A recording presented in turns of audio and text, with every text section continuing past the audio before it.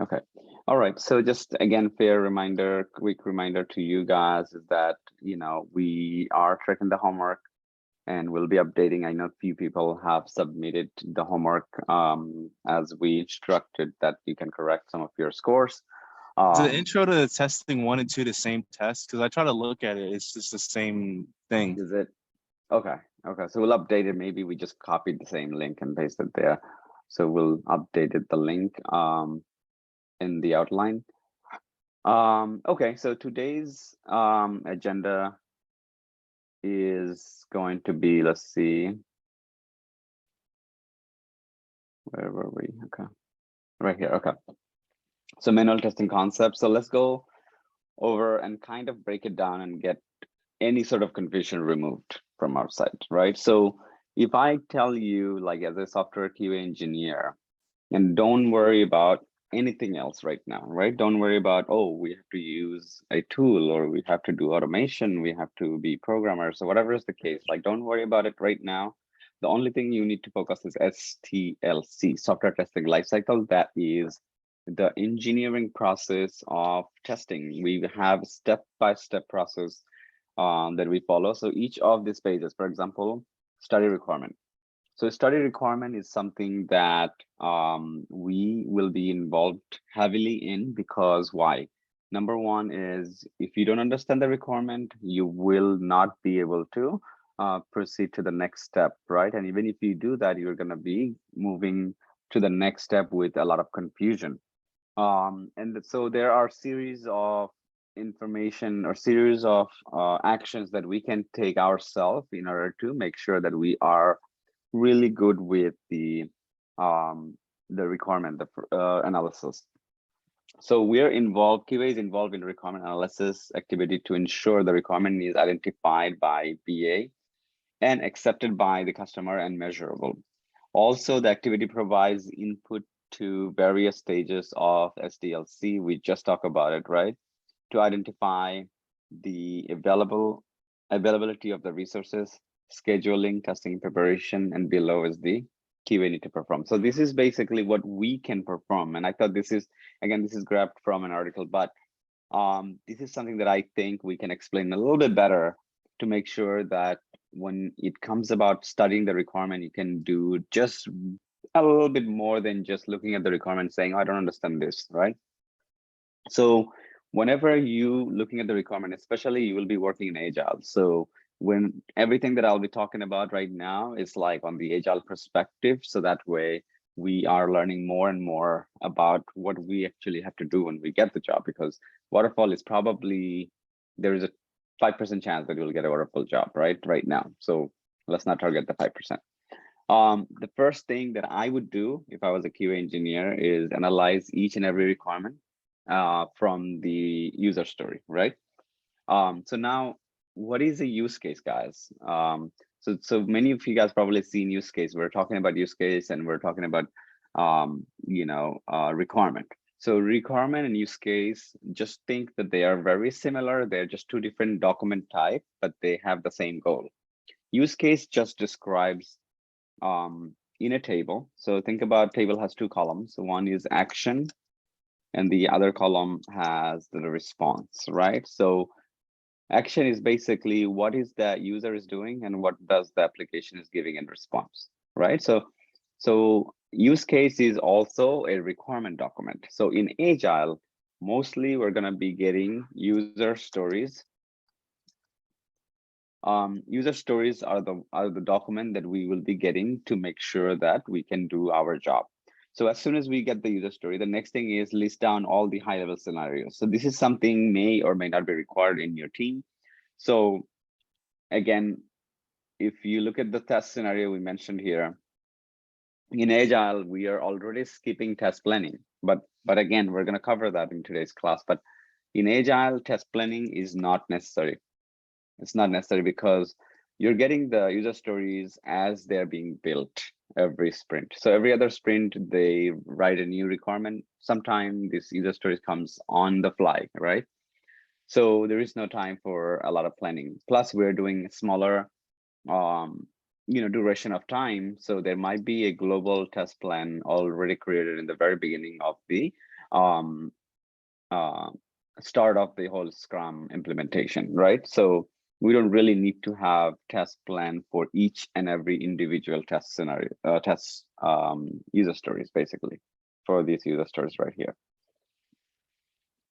So now clarifying queries and functionality from stakeholders. So what does that mean? That means that when you got your user stories, and let's say this user stories you're going to be working on and it's not ready yet, but you can already look into it, right? So you're going to look at it, you're going to try to understand, and whenever there is a question, you're going to go ahead and ask those questions to appropriate team members, right? So you always try to do, I would say, like the best practice from the experience would be, if the user story hasn't been touched by a dev, then don't go to them, right? So if the developers haven't actually worked on the user story, I would not go and ask them questions like, okay, what does that mean? Because they didn't even get to that, right?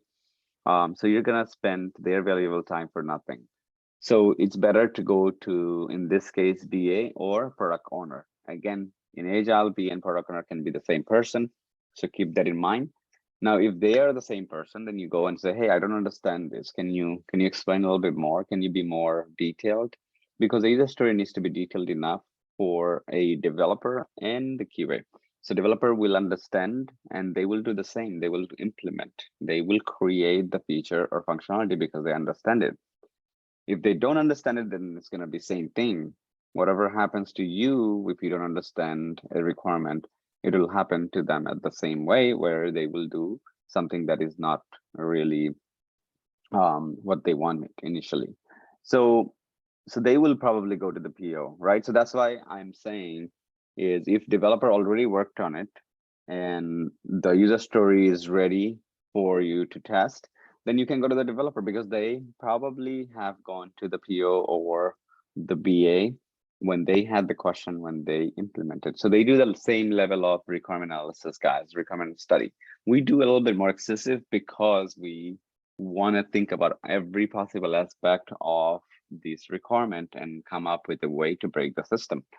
Okay, so that's how this is like how we're going to be proceeding when we are at work, depending of the situation with your user story and who you can go and who you cannot go. Okay, then this answer gets clarified, then we can come up with suggestion too. So you're not just going to be a machine who's going to just say, okay, yes, working, and no, it's not working. You look at the requirement, but you already have the product knowledge, right? Meaning you're really working in that team for some time, quite some time. You understand what is the product, you understand who's using the product, the end user, and also most importantly, you have the most product knowledge because you were the last person having experience with every single feature of the application. So now you if can make you this feel, full screen. Sorry to interrupt. Make that full screen. yeah, Appreciate it. 1 second. It's just really Yeah, small no. words. Oh, okay. How's this now? Is it better? I can make it better. I can make it bigger. Maybe it's okay. This should be good. Appreciate that. No problem. Okay, so now these suggestions that you will suggest to the team, just be careful, right? And I'm telling you because I'm on your side right now. When you're out there suggesting a new feature, maybe suggesting that they can do something differently, you really want to put a thought into it, because when the BA and PO, they came up with the requirement, there was a need, there was a real need that they had. Maybe they got that from actual users, and there is a significant advantage to that kind of feature. Or maybe they got it from the business people, where they said, okay, we're investing on this project and we need this feature, so that way some of our clients can use such and such functionality. So don't just dismiss and say, no, this is not necessary, we already have something and something in the application, but you can come up with ways to make it better. At the end of the day, what I need you to understand is that a QA engineer or a developer or software engineer, they are not defining the product. Okay, we're not there to define the product. We're not there to tell them how the product should be, because we don't do market research. We don't really understand users' requirement. Sorry, we don't really go and do users interview, right, to understand what they need. Who does that? BA does that, right? BA is the one who does market research. They see what is the trend and what are some of the desirable feature that is the actual user's needs or wants, right? So we don't really want to get into that kind of, I would say struggle where we are also defining the product, right? We don't want to do that, right? We want to stick to our job and we want to do it correctly. So we want to do our job right and not really step on somebody else's foot in your team. So imagine like you're the person and in your team, somehow you're running into like you go to every meeting and you always talk about like, oh, no, the user is doing such and such. This is so inefficient. Let's do it this way and that way. And it's like always like that, right? The BA is gonna get at some point get annoyed because, like they will probably even sit you down and say, look, this is what we need, right? Just focus on testing. So I would say whenever it comes about suggestion, come up with suggestion that will improve whatever they're asking instead of saying, okay, this is dismiss your idea, here's my idea, right? Because there is a whole process that they go through, the whole team goes through before even they come up with an idea to implement in their softwares. So we can actually, yes, we can suggest. I just want to say that we can suggest, we have all the abilities, we are engineers, but we don't want to alter the whole idea that they came up with because we don't want to take somebody else's job, right? I'm sure you will be able to come up with better ideas. Sometimes there will be times where you will come up with better ideas, but it's all about what they want. POs and BAs, that's it. Now you can sit down and you can basically change their mind on something like, hey, do you think this is better? And things like that. So you can actually approach in a very different way to see if they would like your idea. But I'm sure that that's their only job, is to come up with better requirements, right? So they should be able to do that. And you can probably focus more and more onto your job, which is to be able to break the system, right? Find bugs and communicate with developers so that way they can fix those bugs. Okay, so just keep that in mind. Raise defects and clarifications against the specification document. So when you find, for example, when you're looking at the requirement document, but defects comes as soon as you do execution and you create your test scenarios and test cases and do the execution. But sometimes when you look at the requirement and you'll find ambiguity, you will find some requirement that just simply says, okay, we want to do this, but at the same time we want to do the other thing, which cancels each other's out. But many situations where you'll see requirement doesn't make sense, and that's when you're going to go and you're going to say, wait a minute, what do you mean by this, and how do we want this? And you want to get more and more information. So now in this process, let's say you're talking to your BA or PO and they don't really give you documentation, they're just saying it right to you. No, it should have been like this. Okay, you know what? Do it this way. All right. What can you do as a QA, right? You can actually write that down and you can actually then follow up, right? You can write that down, that information, put it into the actual story and say, here are what we have discussed. Please approve these new changes, right? It doesn't have to be them writing these stories where the new changes will be, or at least the new ways of describing this user story. It doesn't have to be just PO or BA updating. You can update it and you can just ask them for approvals. Why do we ask them to approve whatever changes? Because again, it'll be biased, right? If you're testing it and you said, okay, this is how it should be, then it's a bias from your side, meaning you could be like writing a user story that will only talk about easy test cases and it's done, right? So you'll be finished faster, right? But maybe you're missing some test cases that will actually create problems in the in the production once the release happens, right? So create traceability metrics is something that, so traceability metrics, what is a traceability metrics? This is a new term, guys. Traceability metrics is when you list, is basically whenever you hear a word matrix, right? And you want to think that it might be a table where information coming from multiple sources. So in this case, traceability metrics is basically when we have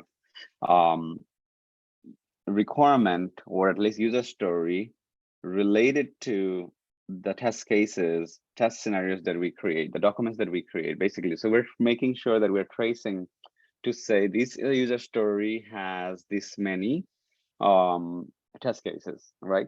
And it came from this user story, whatever is the case. So the relationship between the document itself, the user story, and the test cases, test scenario, even the bug, will be your traceability metric. So you can actually say end of the sprint, say, okay, we were able to finish 20 user stories. Out of 20 user stories, we created 200 test cases within the 2 weeks. Okay, that is not the standard. I'm just giving you an example. In a sprint, you might be creating, you know, maybe 100.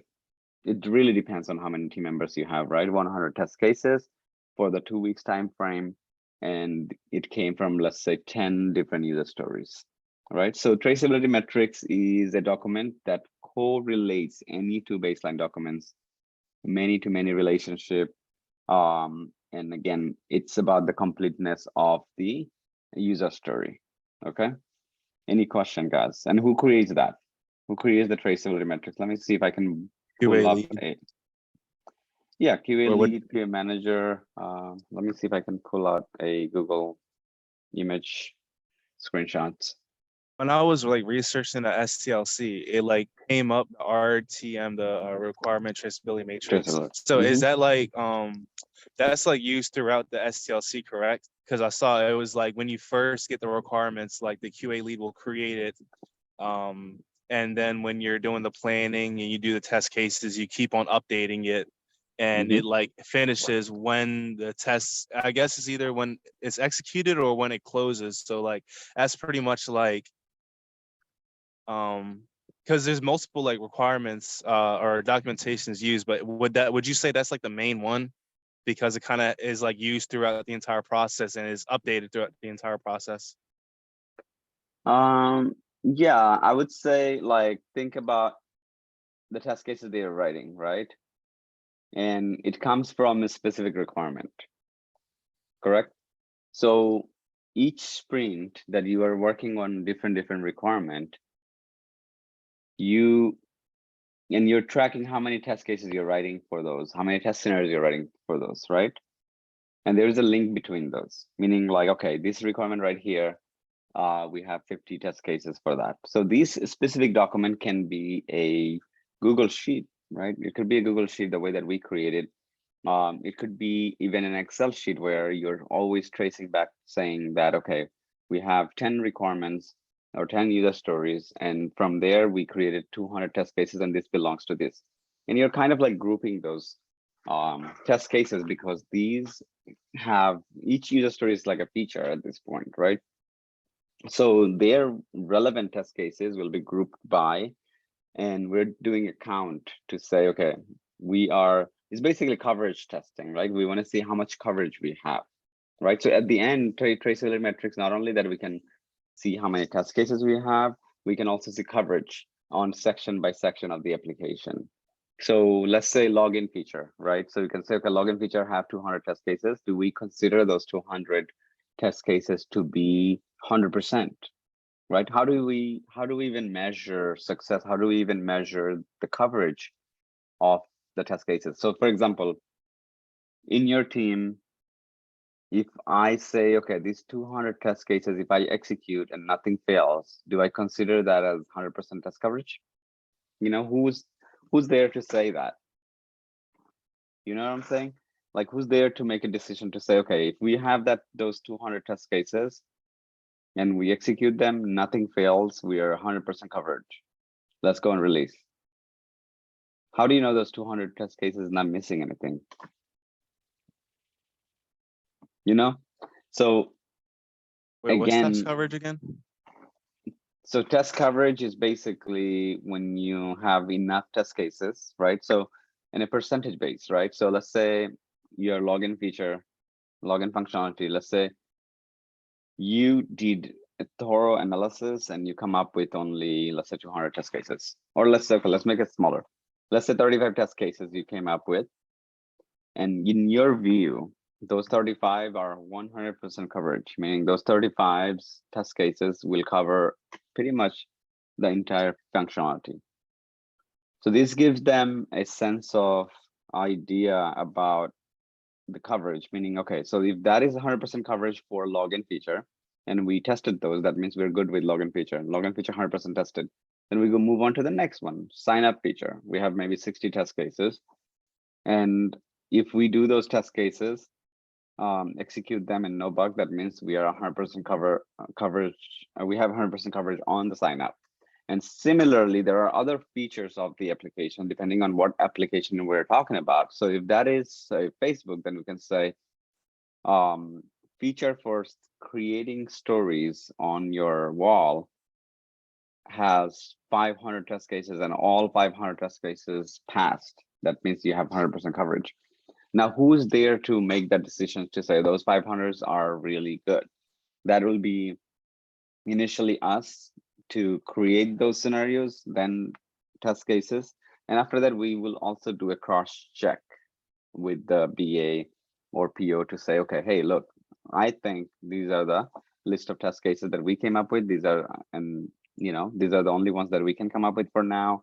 Do you want to do a quick review and see if I'm missing anything? So they will go and review. And if there is nothing missing, then you can actually consider that is at least close to 100% coverage there, right? Because there is nothing else to be added for those tests, for those specific feature, right? So requirement traceability metrics, here's a template. Let's see if I can actually open this just to have a quick look, right? So you have requirement description, right? This is a requirement ID, requirement description, and some justification of why do they need this. And then we have project, this is just project objectives overall, and then requested by, who actually requested this. This could be like the BA or this could be like the PO, whatever is the case. So notice like the name's always same is because it's the same BA or PO is asking which department this is needed for, and then if it's finished or not, right? And then test cases, you see how many test cases right there was created. So we're basically tying our test cases back to this document to say, okay, login feature has 1,000 test cases, right? 1,001. So now you have a single location that have all these analytics where you know which feature is very important or not, which feature have test cases and has been tested already, which feature has not been tested and still pending, right? So this is like a good example of your RTM, requirement traceability metrics. So now, what is our role as a QA? Our role is basically when we create our test cases and we're done, we would update this document to put how many test cases we created for a specific feature. Now, these login page may have more than one user story, right? So it could be like 10 or 15 user story, but overall it's a login feature, right? So we're tying back, we're going to be tying back to the original or parent story to say, okay, this story has, or this epic story has this many test cases. Okay, so far so good. Any other questions?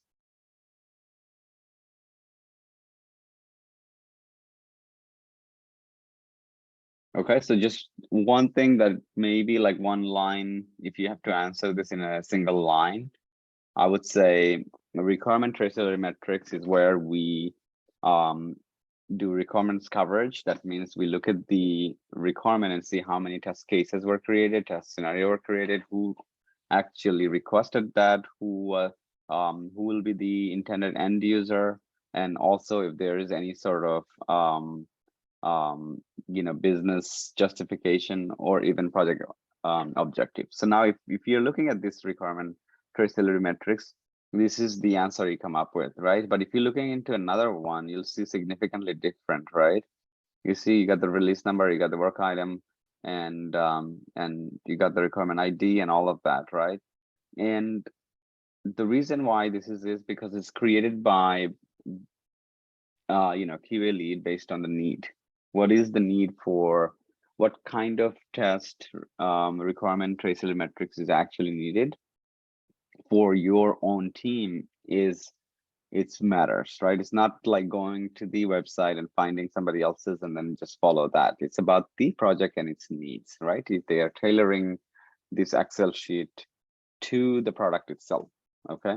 So you will probably create this if you join as a lead, or you'll probably do that at some point. Even if you don't join as a lead, maybe your lead will ask you like, hey, can you start creating a requirement traceability metrics? We want to be able to track this. So you will probably update this weekly basis or bi-weekly basis.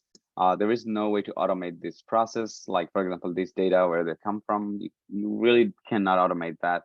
So it's easier just going in there and inputting this information manually. So now interview question could be like, oh, have you created requirement traceability metrics? So you're gonna say, yes, I have, and I have also helped my my QA lead or maybe QA manager to create this document where we actually trace a lot of information about the test cases and the requirement.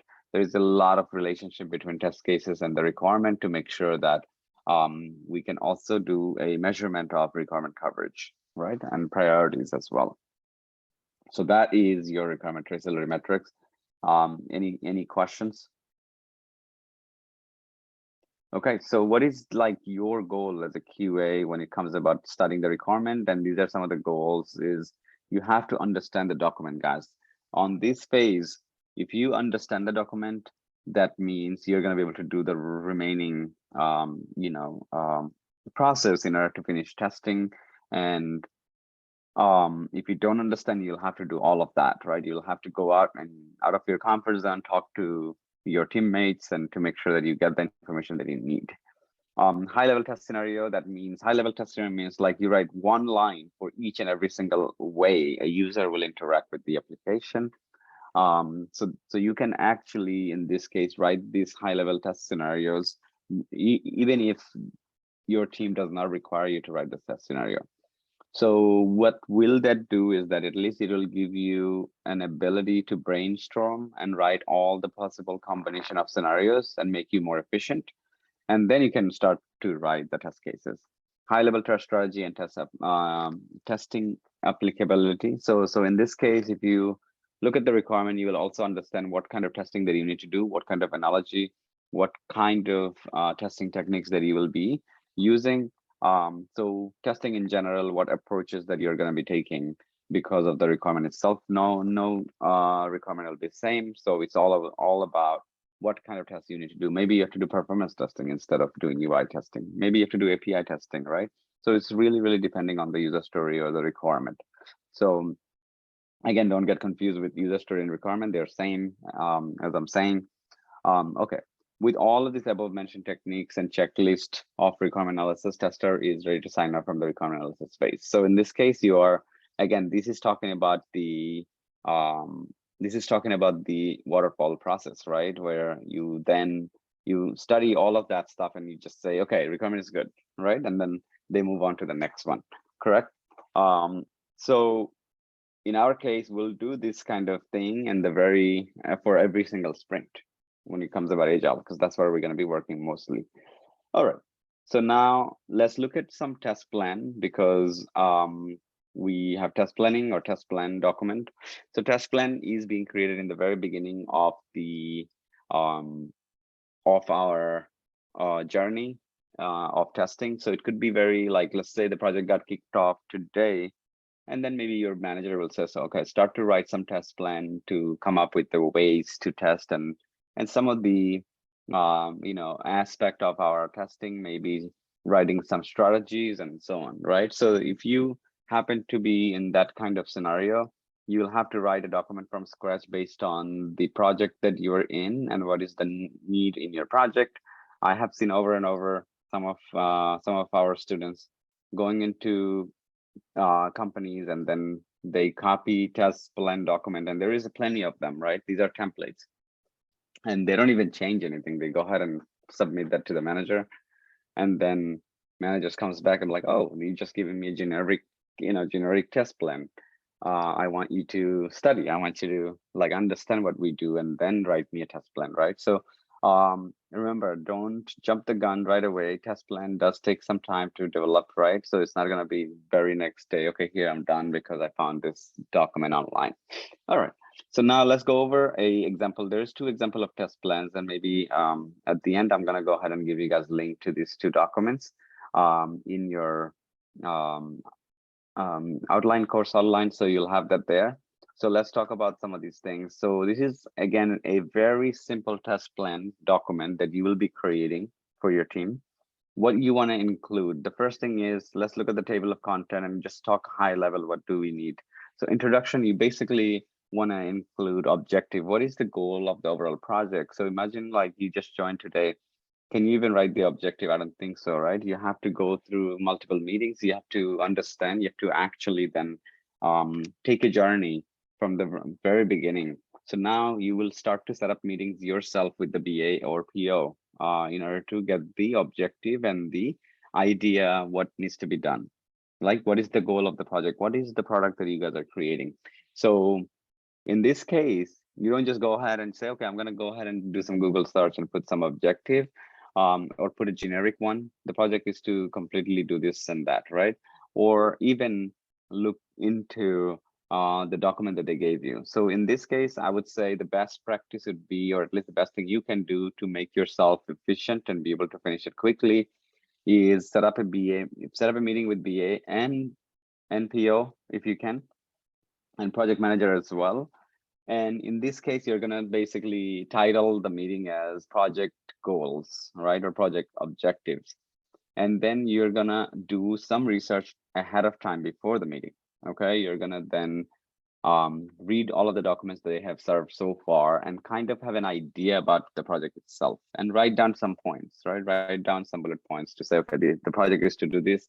This is going to be created for some users, like, you know, what they want to, maybe like user who wants to do accounting, automated and things like that, whatever is the case, right? Or maybe this app is supposed to help fitness, trainers to track their clients and things like that, right? So you would read it, understand it, and then you go into the meeting and say, hey, I just want to confirm there are several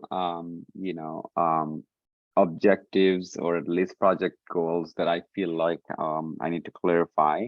So in that case, you can ask them to just go ahead and tell me in like, a little bit more details about the project, because I just joined yesterday or I just joined like a week ago, and I am working on a test plan, and it requires a lot of knowledge about the project itself. So I would really, really like to learn about the project and what kind of application we're building and who's going to be the end user. And I did some study and actually looked through our documentation, but I think it will be better for us to discuss about it here and clarify those information. So then you can say, so far I have this application is going to be built for um, fitness trainers who is going to track their clients and be able to get paid through the app and so and so. Then they can say, yeah, that's correct, but let's talk about from the very beginning. This app was originated because of this needs and so and so, right? So now they can actually give you a little bit more overview of the entire project. Then you can say to your project manager, like, is there any documents where we can kind of get a list of the team members, because this is something that I want to include in our test plan, so that way we can properly mapped who's going to be responsible for what and things like that. So then he might just give you a document, okay, here are all the teammates and who's going to be and their titles, so you can actually appropriately start to make them responsible for a specific part of the whole SDLC process. Or he can say, no, I don't have anything. Actually, why don't you start to join the meetings and start to learn about each one of them? So in this case, you might just go ahead and set up meeting with each and every single team members and just have a 10, 15, 20 minutes meetings, understand what they do and what kind of work they do, so that way you can write those information. Okay. Then you have scope. The whole part is like of the scope of the project is that what you guys are building and what is in scope, what is out of scope, right? You don't want to be like start testing a software and then go all the way down to testing somebody else's software. Maybe it's integrated within yours, but you want to know what is the limitation, what is the extent, what are the extent that you will go in terms of testing, right? So you want to know project scope, you want to know the testing scope, and also what is out of scope is very important for you to know that, because you could be testing other things that you shouldn't be. Then assumption and risk. So assumption and risk can be, again, included in your test plan, and that is based on your understanding of the project to make sure that you can list those items. So for example, assumption could be like, oh, there is no automated test. This is a brand new project. So obviously the risk will be, piling up a lot of work for automation testers. And then there will be, this is just an example risk, but there could be any other risk. Like, for example, your application relies on another application to be done first. And the risk will be, okay, now we're going back and forth. The risk is the testing will have some sort of limitation because now we don't have visibility on the other side, right? We need access to the other side so we can do certain things on the other application, which will actually take effect on ours. So for that, we need access, and none of our QA have access right now. So this is a risk, and we want to be able to resolve those risks at some point, right? Then testing approach. Here you mention about what kind of testing you'll be doing, automation, manual. You also talk about regression, smoke, and unit tests, and what are the actual process of the testing. You can actually include that. Then you have testing environment where you will do the testing, right? Actually, which URL will be included for testing purpose. It could be, let's say, qa.facebook.com. Like, you know what I'm saying? The Facebook directly, facebook.com is a production environment, but then they can create another one like qa.facebook.com that is a testing environment. So similar to that, whichever company you will be working on, they will create a new URL for you, and these are different servers. They're not as powerful as production. They're going to be a little bit slow, and that is intentional because they don't want to put all of their money into testing server. So just keep that in mind. Also don't criticize, because even like large companies, you'll see like, oh, their environment is slow, test environment is slow, and it's because they don't want to put everything into a testing environment, right? Their production environment will be really, really fast because that's where they're putting all their money. So you will list all of the environment. There will be 3 kind of environment that you should be aware of. One is dev, so dev.facebook.com. Then you have qa.facebook.com, and then you have staging.facebook.com. And lastly, you have just facebook.com, which is the production, the end user. Production, you want to be aware of. You never want to log in unless you have to. You'd never want to go into production and do anything messing with the application, because remember, our job is to mess with the application as much as possible in order to find bugs, right? So we do a lot of crazy stuff in our application, try to hit it with different ways, different things. We try to break the system.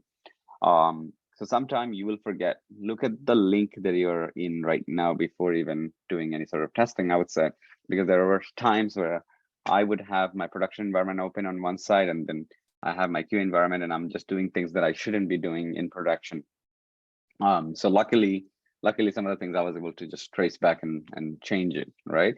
But keep in mind that you don't want to do that, right? You don't want to take a risk where let's say you work for Bank of America, you logged into production and QA at the same time, maybe for comparing purpose, but then you forgot that you're still logged into production, and now you're just destroying somebody's account, right? Like taking money out, money in.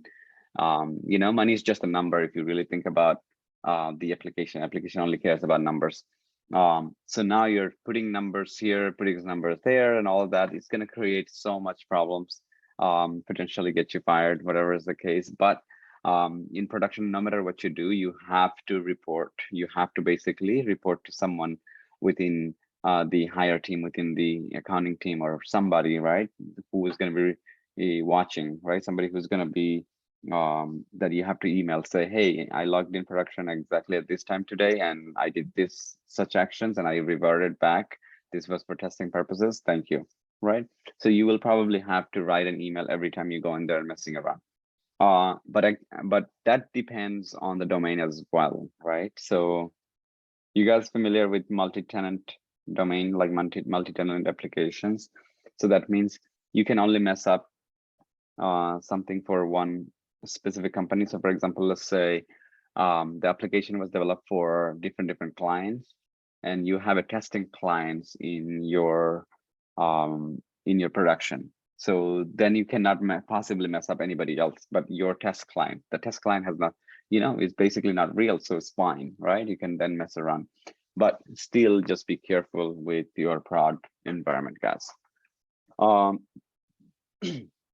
Milestone and deliverables. So this is basically releases. You want to talk about releases and what are the milestones per release? What are some of the stories that will be delivered? And keep in mind this specific test plan is created for the waterfall because we don't really have test plans for agile. And some of the interviewers, they will swear by it, right? They will say, have you ever created a test plan? You're gonna say yes. Okay. Have you ever created a test plan? Okay, that's good. So but you're saying you're in agile right now. Yes, I am in agile. Okay, so why do you need to create a test plan? Oh, I created a test plan, right? So so let's say you want to stand by your words, and you can say, yes, I did create a test plan. Then you can say, and if they said, okay, but you're in agile, you don't need to create a test plan. So you can say, yes, but we have offshore team that they follow waterfall because we have a time gap, right? They're in GMT, I believe GMT time zone, whatever is the case for India. So even if you say I have a full team in India, and they have at least the testing approach, they do partial or at least they do mix of waterfall and agile, and test plan is necessary because we want to make sure they have a clear expectation and idea about the application. We want to make sure that their work is solid and not really have a lot of ambiguity. So that's why we created test plan just for them, right? So you can actually kind of back it up, even if you say you did test plan. But you can say early in my project, the very beginning of my career, I did create a test plan. I helped to improve test plan as well as the creating. So test plan needs to have a revision. So time to time, the test plan will be revised and add things that will be necessary for your team. Okay, so with that said, now let's go into more in details. And again, like this document will be shared. So this is like an introduction, what is really happening. We talked about the objective as well. And team members, you just basically listed just like this. Scope is basically, what's really happening, because the test plan, you can talk about like what really you want to cover. When can you say testing is done? So this is where you write definition of done, right? Like what are the things that you will do, right, in order to get your test done. Then assumptions, right? Maybe it's more about the test data, whatever is the assumptions for your team. So this is something that you have to learn by talking to your teammates, or at least going over with the whole team. And then, yeah, these are more like risk, loss all of your test cases. Okay, so if there is a changes of functionality, then you will lose all of your test cases because it's no longer valid, right? You'll have to create the test cases again. So this is just basically an example from this template. Testing approach. So okay, looks like they're doing agile. Okay, the project is using an agile approach, and with weekly iteration. So they're doing 1 week duration. So at the end of each week, requirement identifies for iteration will be deliverable. So this needs a lot more details what's really happening, because this is agile. Now we have to talk about when the grooming takes place, when the stand-up takes place, and what is the time for stand-up, what is the time for retrospective, and when the retrospective takes place, and what do we do in retrospective. So all of that information. Then we have test automation. Test automation can be added by the automation expert. So it can be you.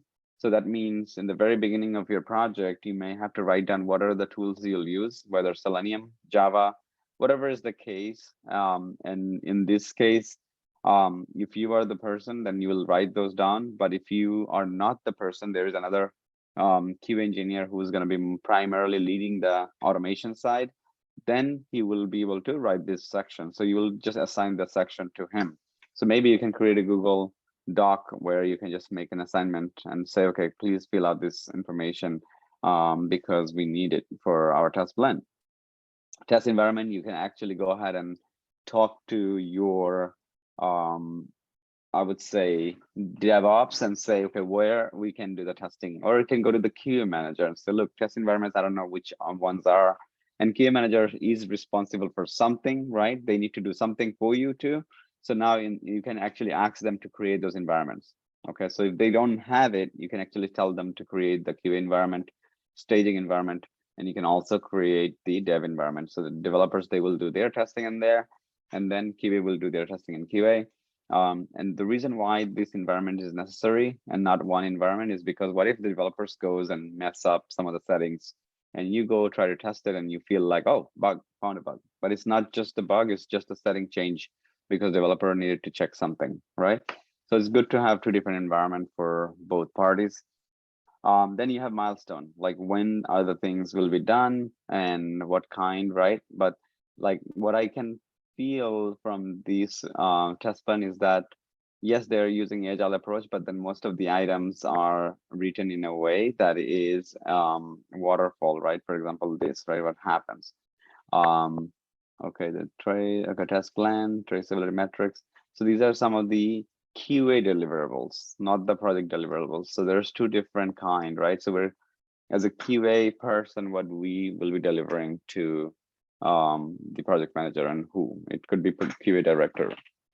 Also, as you can see, matrix, we're going to be delivering to everybody for them to see what is the overall project or QA progress.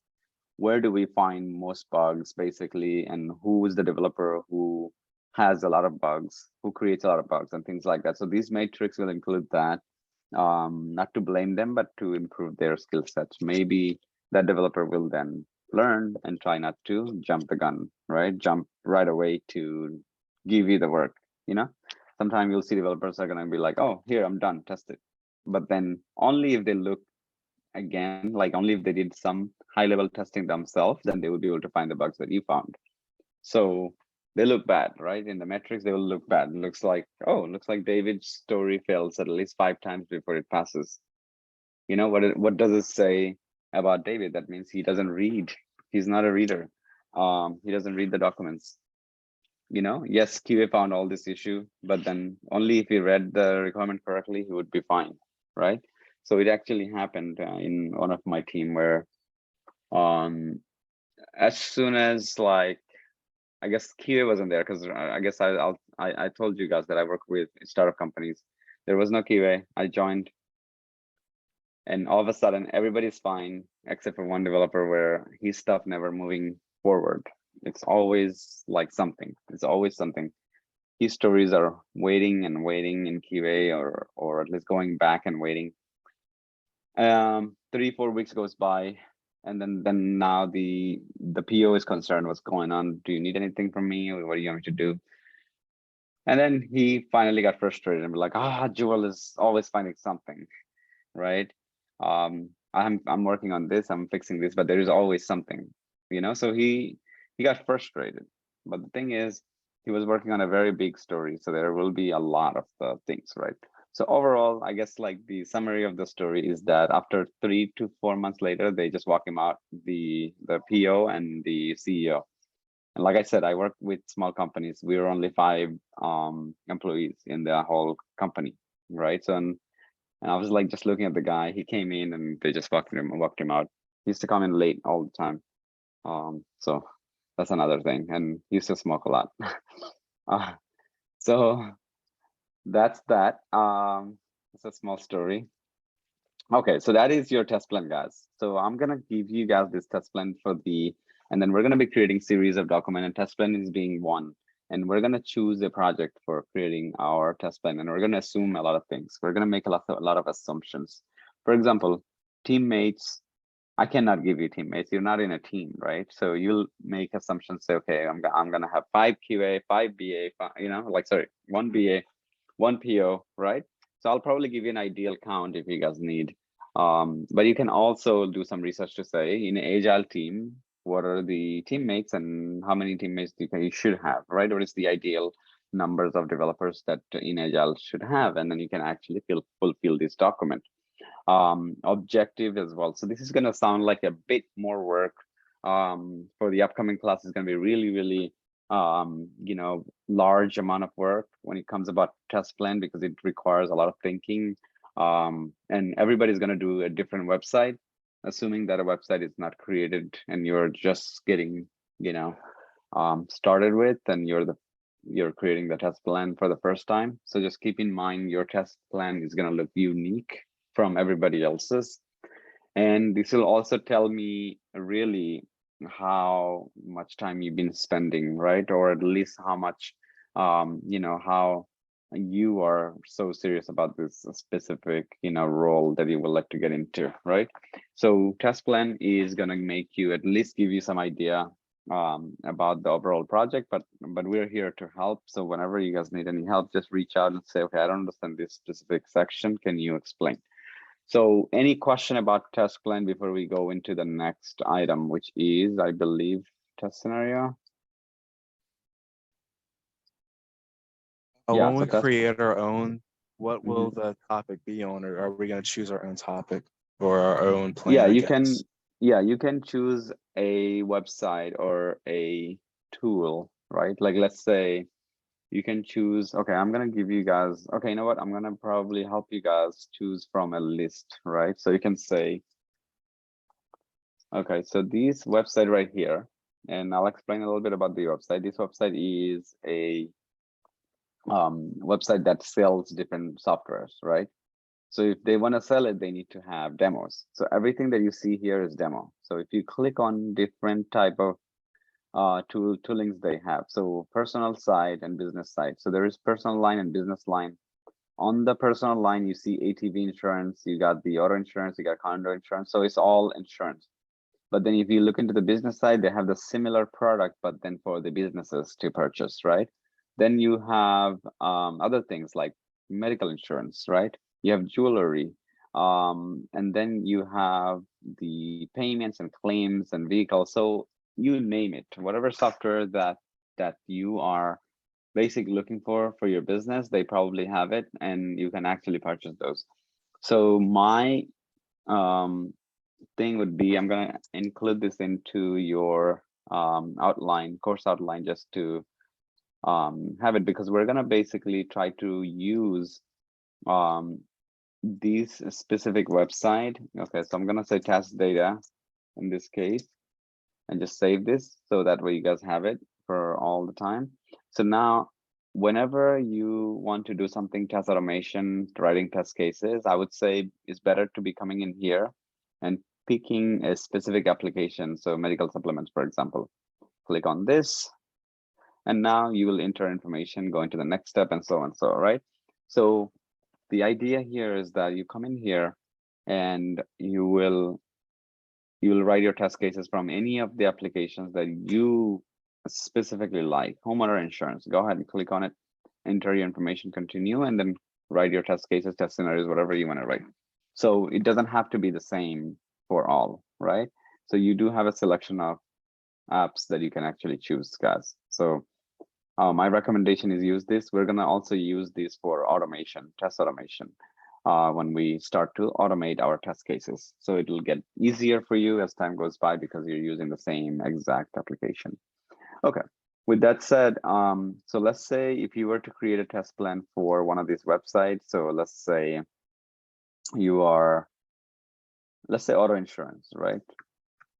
Okay, so now for the auto insurance, you got a quick quote form. So that means you are getting quotes for customers, and who's the user of this, right? So the user of this application is actually going to be maybe like the regular everyday Joe who wants to get a new quote. Maybe they got a new vehicle. Now this app, you can write an objective, for example, right here. So the objective would be like, and this is like on the project side, is that not only that you'll do the testing and everything, but a little bit about the project itself, right? That in this project, what is going to happen, right? A user is going to be able to create a code for themselves in order to purchase, or in order to be able to make a decision on purchasing a specific insurance plan. for auto insurance only, right? For personal auto insurance and something like that. So this can give you an idea, but overall, if you look at this example versus another, I'm gonna pull up another test plan real quick. Okay.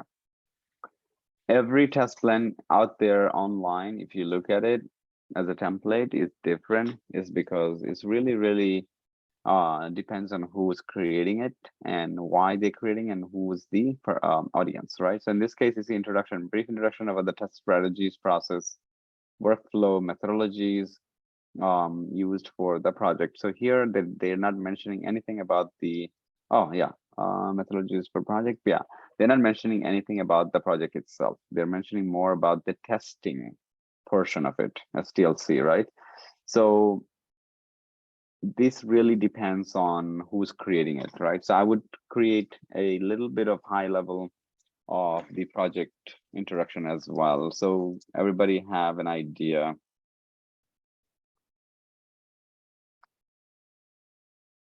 Objective. So not only that you have introduction to the whole test plan, but also understand with the product a little bit, because it has to be understood, otherwise what you are actually creating all these documents for. So in the introduction, you're saying the test strategy, process, workflow, and methodology. So you're kind of defining the whole process of QA within this document, right? So that's why this is going to be responsibility of a test lead, or maybe a test manager, to say, okay, this is what I want from my team to be done, right? So notice you join a company, let's say you joined a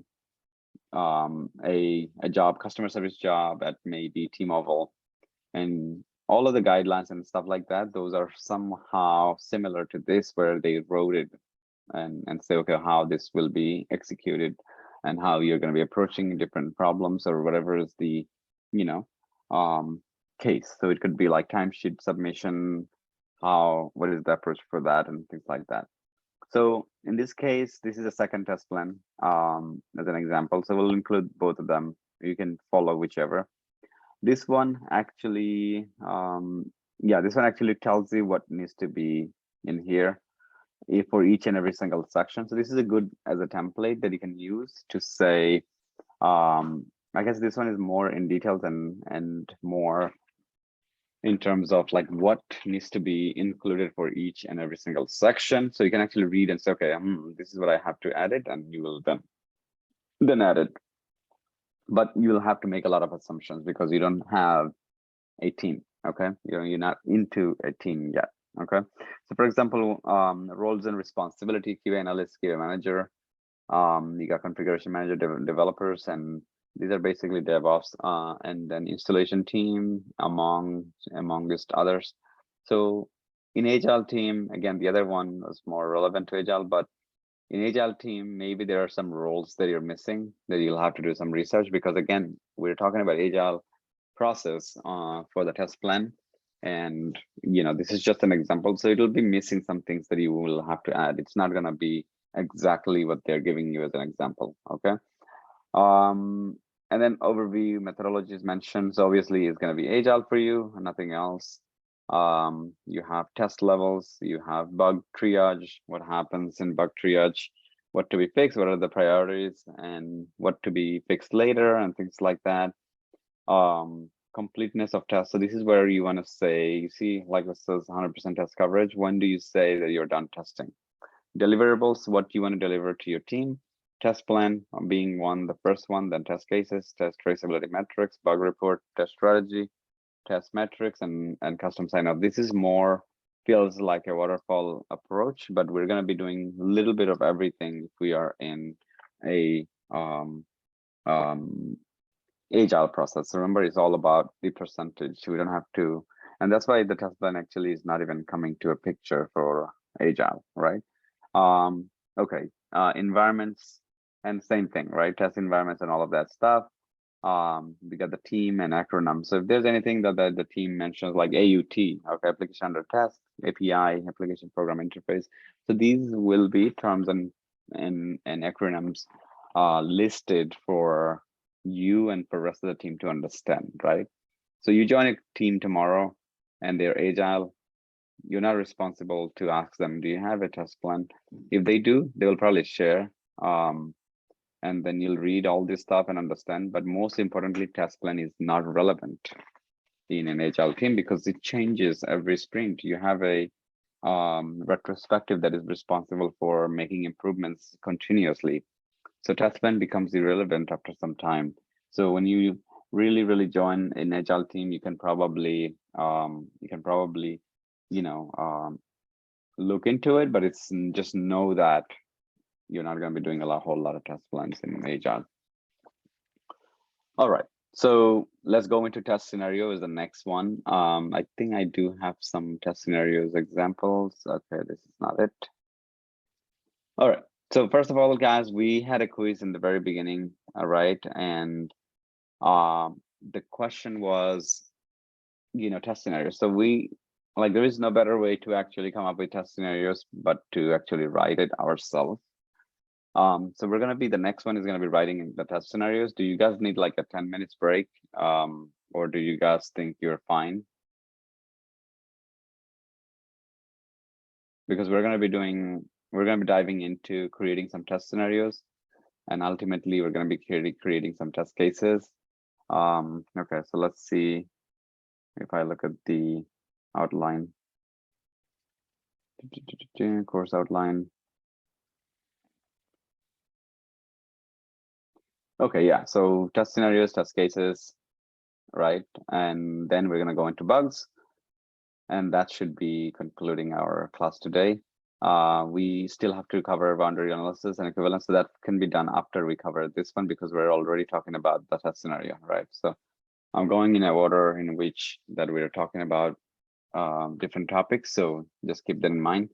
Okay, so now, guys, let's take a small break, so that will give you some time to get a coffee. And then if you need some water, get some water, do some walking. When we come back, so it's 12:35. So let's say we'll take a 10 minutes, right? So 10 minutes will be, or you guys need a little bit longer. It's okay because we're gonna be here for another couple of hours here. So 10 minutes is fine, 15 minutes, 20 minutes, not a problem. What do you guys want?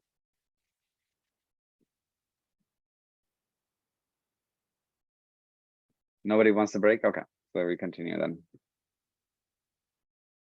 Now we can take a 10-minute. All right. I thought so. I think 15 right. will probably be good. We can come back at 12:50. Okay. So I know some of you guys probably didn't even get breakfast, or some of you guys probably thinking about, something. So let's do it 20 minutes, right? So 12:36. We're gonna come back exactly at like 12:55, 56, I believe, right? 56. And then we're gonna start within a minute or two after that. So I'll see you guys in 20 minutes.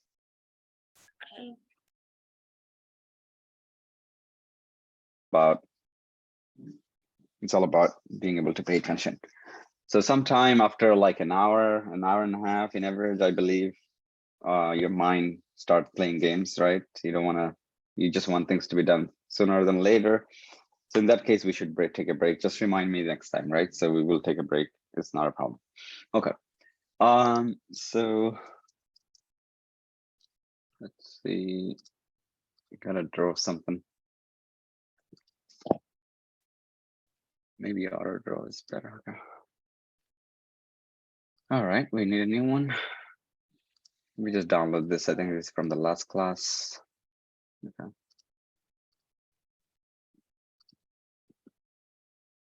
Okay, so let's talk about the boundary value analysis first.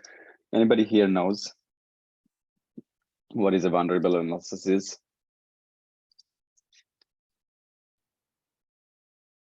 It's a type of test strategy.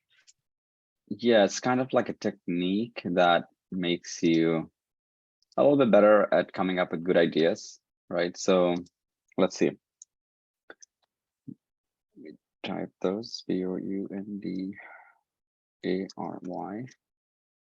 value, and analysis. Okay, so first, let's do a Google research on this, right? To make sure that we kind of get a initial definition. So boundary value analysis, an application that accept numeric number, right, as input with a value between 10 to 100 while testing. I don't know, that's not a good definition. Let's see. Okay.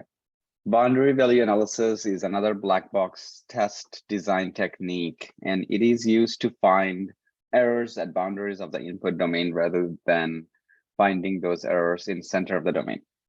And yeah, we'll talk about equivalence right after that. So might be a little bit confusing for you guys. So let me make it a bit easier.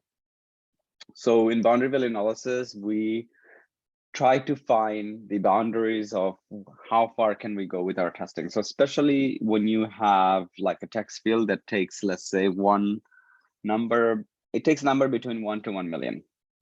Okay, so now if you really think about the scenario, how many scenario do you think you can write for it's taking 1 to 1 million numbers, right? It starts from 1. So how many scenarios do you think you can write if you really want to write for all possible scenarios without using boundary value analysis?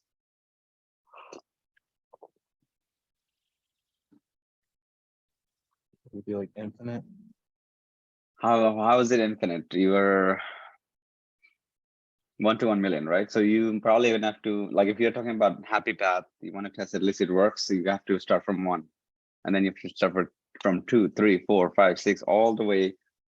What if you hit, like, let's say 1001 and it doesn't work, and then you continue, everything else works, right? So we don't know really which one works and which one doesn't, right?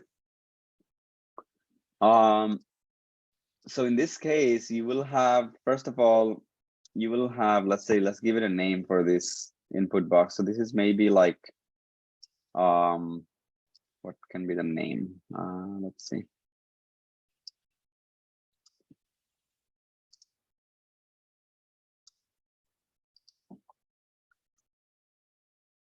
One, two, okay. So let's say customer ID or something.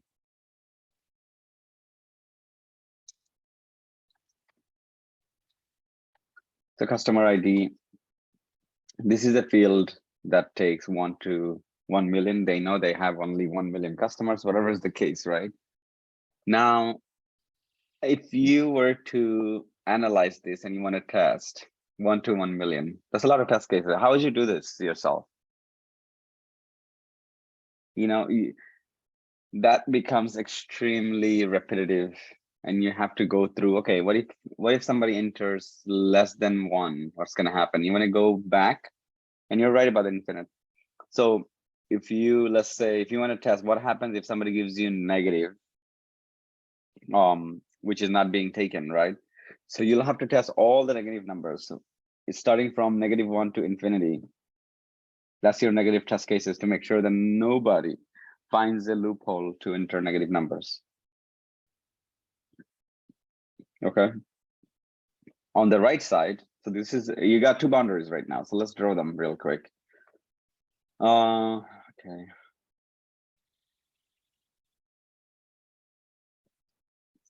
This is your boundary 1, and this is your boundary 2, right?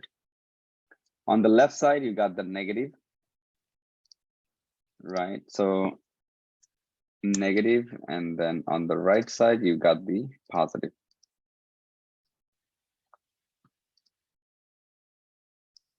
Positive.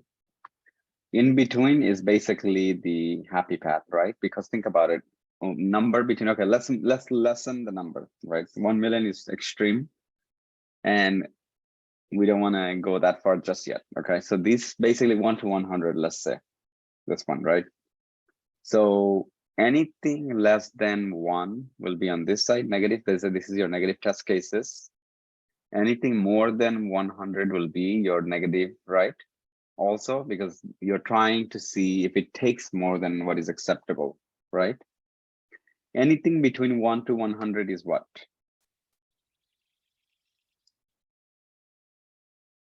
Is basically the happy test cases, right? A happy test case. So would you agree if you enter any number from 1 to 100, the outcome is going to be same? Do you agree with that?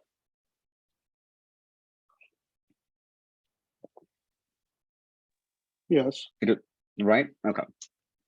Do you also agree that anything more than 101, sorry, 101 to all the way to infinity?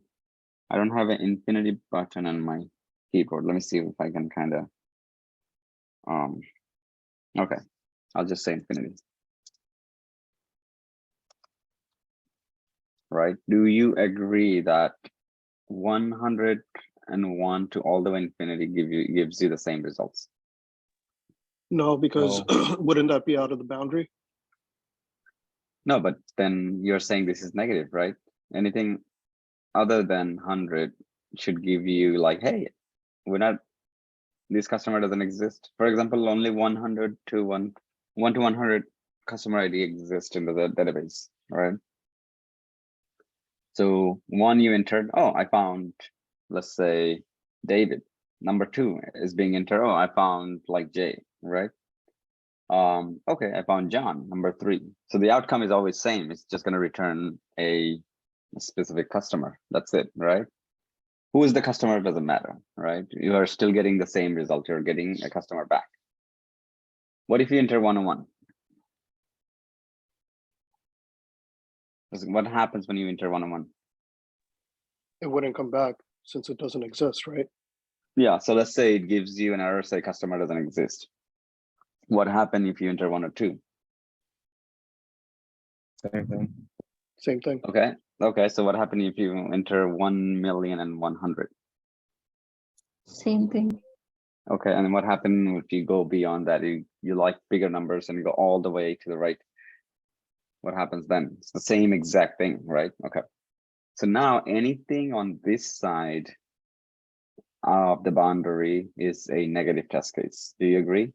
Just because I'm writing plus doesn't mean this is a positive number in terms of the customer ID, but this is still a negative test case because why? Who wants to, okay, who wants to explain what is a negative test case means? What is a negative test case, guys? What is a negative test case or negative test scenario? Either one is fine.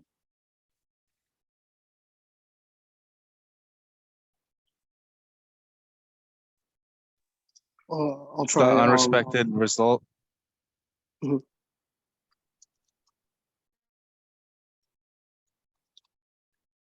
is your positive, and then somebody says unexpected result. Yeah. So like I guess in the circumstance of like login thing, it's like what's it called? Like you log in successfully even though you put the wrong information in.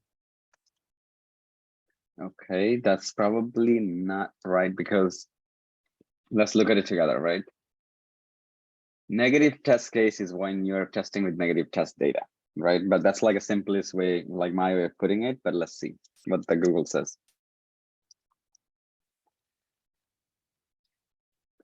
Okay. Negative test case evaluates the system behavior under when an end user performs a wrong, unexpected action. That means in our case, the system doesn't expect somebody to enter 101. System doesn't expect somebody will be entering 1001, right? So that's why this is negative, because it is a negative test data that we're entering, which system does not expect. Anything from 1 to 100, because our requirement says it's going to be 1 to 100, is positive. This is a happy path. Now, in boundary value analysis, when we do this analysis like this, how many test cases we can come up with now? Now that you know, like anything more than 101 to all the way infinity gives you the same results.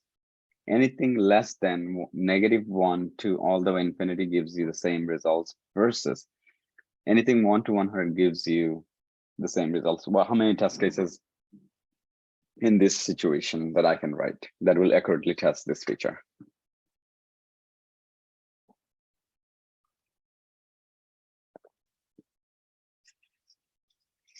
How many test cases I can come up with right now that that will say, okay, yeah, we're fine.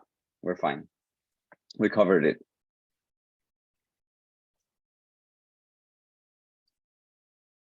All right, let's do guessing, right? I know some of you guys are like, okay, I will just wait until we hear it because it's something new. But let's do guessing, like educated guess, right? Don't just say 100, you know? 100 test cases for the like the middle part, positive one. Okay. And then, Then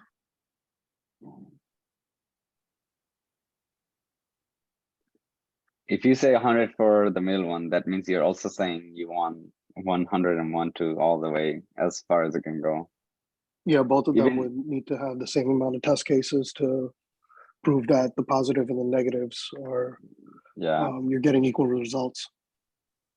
But even your computer cannot handle infinity, you know that, right? You can't go certain beyond certain numbers. I think I'll show you guys the limit. Probably three test case. three each. 3 test cases. Okay. Yeah, I would say that's- 10 max. I would say 10. Why would you say 10? What was the logic? You know, like it's about you analyzing this and then coming up with this accurate number and say, yes, I stand by my answer because I think because of these reasons. But if you say probably Because 10, it's not a good answer. You want to say, okay, if you want to say 10, I'm sure, then I'll take the answer. each test case isn't something that's going to be completed, within a matter of minutes. It's going to probably take days to complete. So you were saying this specific box, obviously these boxes you're gonna see at work, many of them, right here. So you're saying you will just spend years just testing these boxes. You know, if you're No, saying not like, years. yeah, no, it's gonna take years if you go, like if you create even if you create only positive 100 test cases per box, if you click on next, you'll see like so many other fields, right? So that's why boundary value analysis is going to come to rescue. The answer to some of you guys will shock you, but some of you guys will say, oh yeah, I know this. So some people said 3. Let's hear from them first, and then we go from there, right? So who said 3? Okay, explain to us.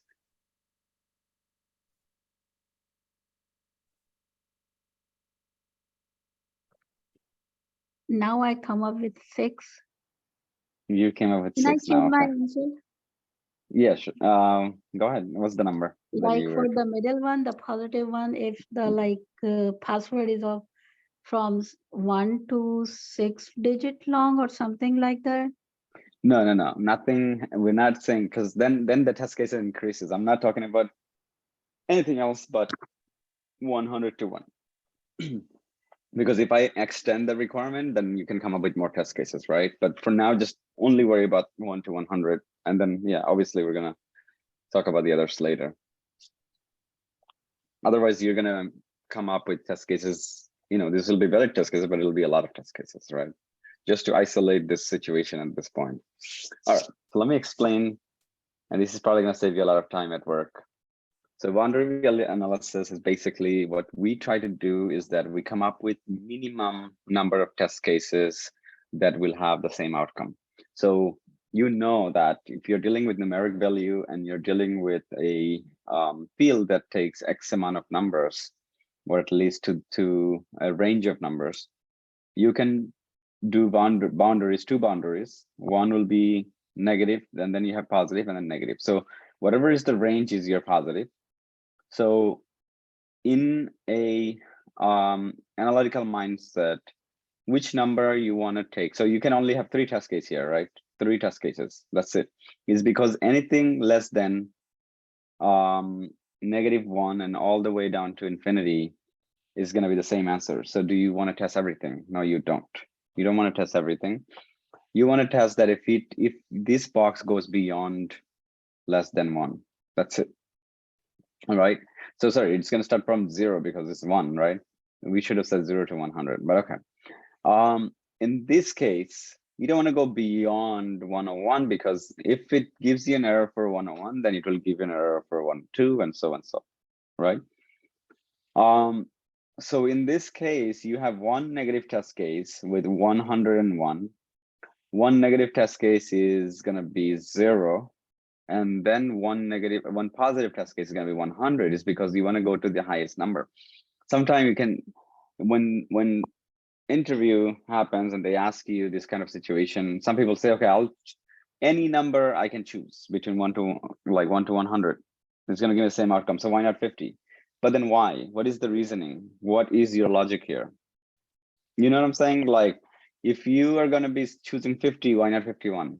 If you are going to be choosing, 51, then why not 60? Ask yourself that question. So the logical thing will be to take the highest number. Take the highest number, because then at least you know if 100 worked, then 1 also worked. Okay.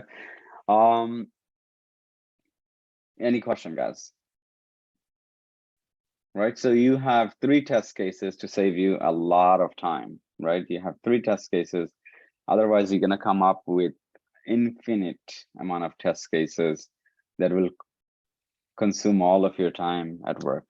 Okay, so the boundary value analysis we're gonna use as much as possible at work in order to make sure that we are able to, we're able to be more precise about our test cases. So now let's talk about something more realistic, because this is just an example.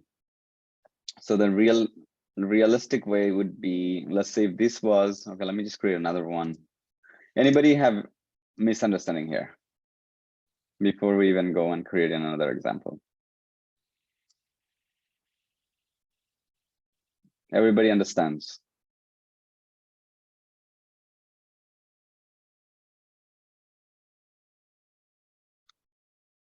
Any question?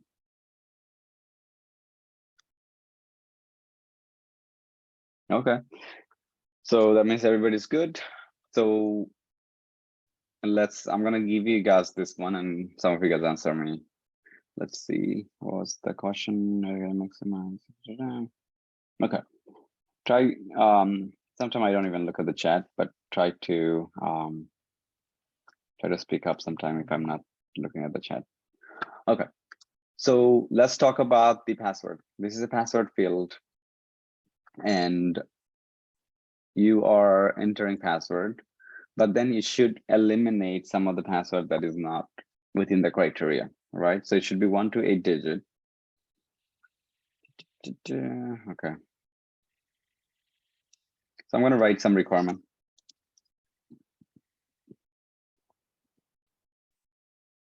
It should be 1 to 8 digit, and then let's say character. So that includes anything. Number 2 is maybe what else? Okay. All right. So let's keep it as simple. Okay. Let's keep it as simple. Okay. So who wants to come up with the test cases for this one? I'm going to draw the boundary for you so you can. You got 2 boundaries, right? And this inside of it right here anyway, you got the outside.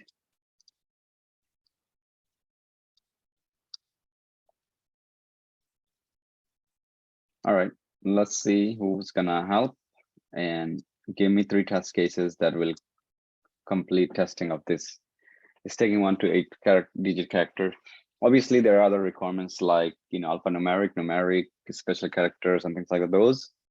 We're not adding to this requirement as a complexity because we just want to isolate this problem so that way we can come up with a solution, right? Just one specific thing, so we don't have to worry about other possible outcomes. All right, so let me see who can answer this.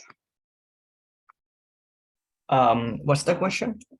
The question is, you give me 3 test cases for this, right? We already know that in boundary value analysis, we can actually do 3 test cases to kind of like be more efficient with our test cases. Instead of saying, I'm going to test the first, I'm going to test 1 character, 2 character, 3 character, 4 character, 5 character, 6 character, 7 character, and the outcome is going to be system will not accept, right? 8, it will accept because that's what it's looking for. Oh, sorry, what am I doing? 8 to 16 digit.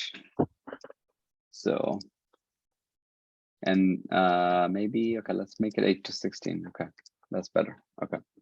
It could be any characters, not a problem. So the idea is that you come up with the test cases. How many test cases or test scenarios you can come up with? There should be also 3. So Okay. like, What do you put it on this side? yeah, How many So- digit you want to put it on Um, this side?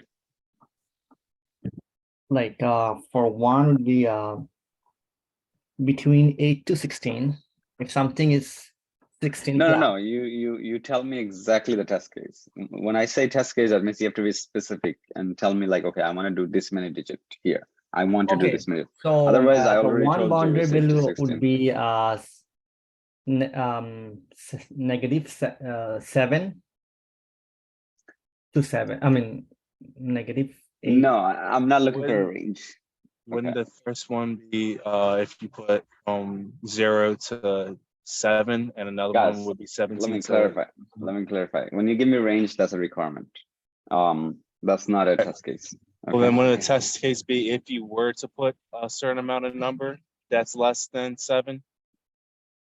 Yeah. Mhm. And And- then another test case would be the correct amount. No, So but what number you're choosing? You want me to choose? I mean, I'm asking you the question, so you can give me the 10 answer. characters. That could be 17 digits. Okay, Right. so who was that last person? Mukta, right? You answered this? Yeah. So Okay, okay. I wanna So answer. what would you put it here? The like any 17 digit character. 17. Don't say any. 17 because that's Okay. you came up with this, right? Which is anything beyond 617 and up is gonna give you the same exact result. So you choose 17, the nearest Okay. for this side. Okay. And What about that's this side? the 7 digits. 7. So anything less than 8 will give you the same thing, right? So now, why would you even choose 7? Why not choose 6? Why not choose 1? Why not choose negative? Why not choose all the way negative 100? What is the logic here? Right? You want to choose the nearest to the boundary because then this is a number. So the implementation is basically the chances of implementing this with calculation is very high. So the developer may say anything less than, right? So they may be using less than anyway. But the most important thing, you want to stay near the boundary. So you got 2 test cases. One you're doing 7 digit and the other one you're doing 17. Both of them are negative or positive? Negative. Negative. Okay, so give me a positive test case. That's one test case for this that will check the whole thing. We can take 9 digit or 10, whatever. Because Yeah, but from 8 that's to 16 will be positive. I can even say like 9, 10, 11, 12, 13, 14, 15, 16, right? Yes, but that is so result Question will be is same. which one is the one that we should choose with our 16. Yeah. 16. 16, right? Because that actually gives us an accurate, like we're going to the highest, right? When it comes about the number, right? But in this case, because we're dealing with sensitive test cases, meaning like what if 16 works, 17 also works, but then 8 gives you the same exact result as 7. We need to check that, right? So we need to basically also have another test case as 8. So in this specific case, we're going to have 2 test cases, starting and ending both, right? Because we're dealing with characters, we're not dealing with the numbers. If this was a number situation like this one, then we would be able to just take one, right? Because we already checked the left and right and the middle, right? Okay. So now I will go ahead and choose the 8. Okay. Oh, what? Type it right there. So 8 digit and 16 digit. So if you didn't use the boundary value analysis, then how many test cases do you think you'll need? If you don't go insane with, let's say, negative infinity to positive infinity, let's say at least you will not go that extent, you're still gonna have to have test case for 8, 9, 10, 11, 12, 13, 14, 15, 16. That is 8 test cases, and then you have one for the left and one for the right. That is 9, 10 test cases total. But then in this case, you are able to do the same exact work with 4 test cases. Okay, so we always have to look out for the boundaries to make sure that we can actually minimize the effort that we need in order for us to do the test cases or test scenarios that we come up with, guys. Okay, so the more important thing is, how do you actually explain what the boundary value analysis is? It's basically when we look at the range of numeric values, or at least a field that takes numeric values, we come up with possible test cases or test scenarios that will have a similar outcome. So we generalize, we basically put them into a group. So anything beyond this will be the same exact outcome. So we should only choose the nearest to the boundary. All the numbers is always chosen to the nearest to the boundary, even like the positive, it is just this case. As you can see, 100 was our choice of pick, right? All right. Does this clarifies before we move on to the next one? Yes. Okay, good.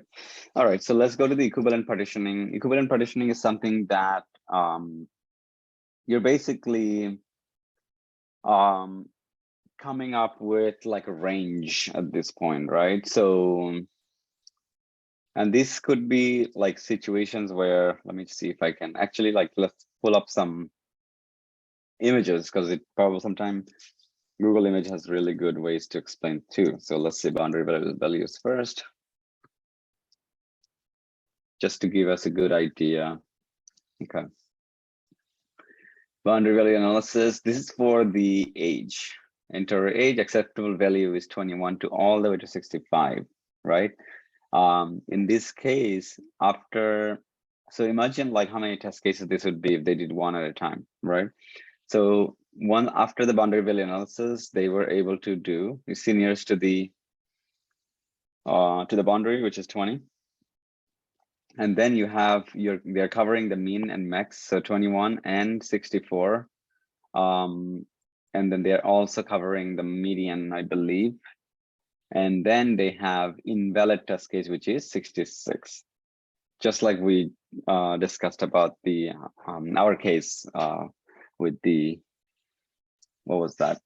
Yeah, we didn't name it. It's a password field, I guess. Okay, I thought we named it. So notice that if their total test case here was 1, 2, 3, 4, 5 test cases, that could have been a lot of test cases if they don't apply the boundary value analysis. So just keep that in mind. In this case, I think 21 and 64 were covered because we're talking about numbers. They didn't need to enter, but 1 or 2 test cases extra for the precautions, why not, right? Okay, let's see. Equivalent partitioning is the next one. Okay, so equivalent partitioning is basically you're partitioning like range. So for example, 0 to 5, you got one partition, 6 to 10, you got one, and 11 to 14 is another one invalid. So similar, very similar, right? So you're basically looking at the range and say, okay, if this will give me the similar outcome, what is the result for this specific range? Let's see the definition, because sometimes it's good to go through the definition first, and then we get a better idea about this. So let's see the definition. Equivalence partitioning. Okay. So equivalent partitioning or equivalent class partitioning is a software testing techniques that divides the input data of a software unit into partitions of equivalence data from which test cases can be derived. So we're basically just ranging our test data that will give us the similar outcome, and then later we will use those test data to create our test cases, right? And this image probably gives you a better idea what's happening. We're just ranging, grouping, and saying, okay, 0 to 5 is invalid, so leave it to the side. We have 6 to 10 is valid. So now in this case, you have 1, 2, and 3 test cases. So now let's see, what else do they have? Image. Try to find a little bit better one that will give us the list of test cases, you know.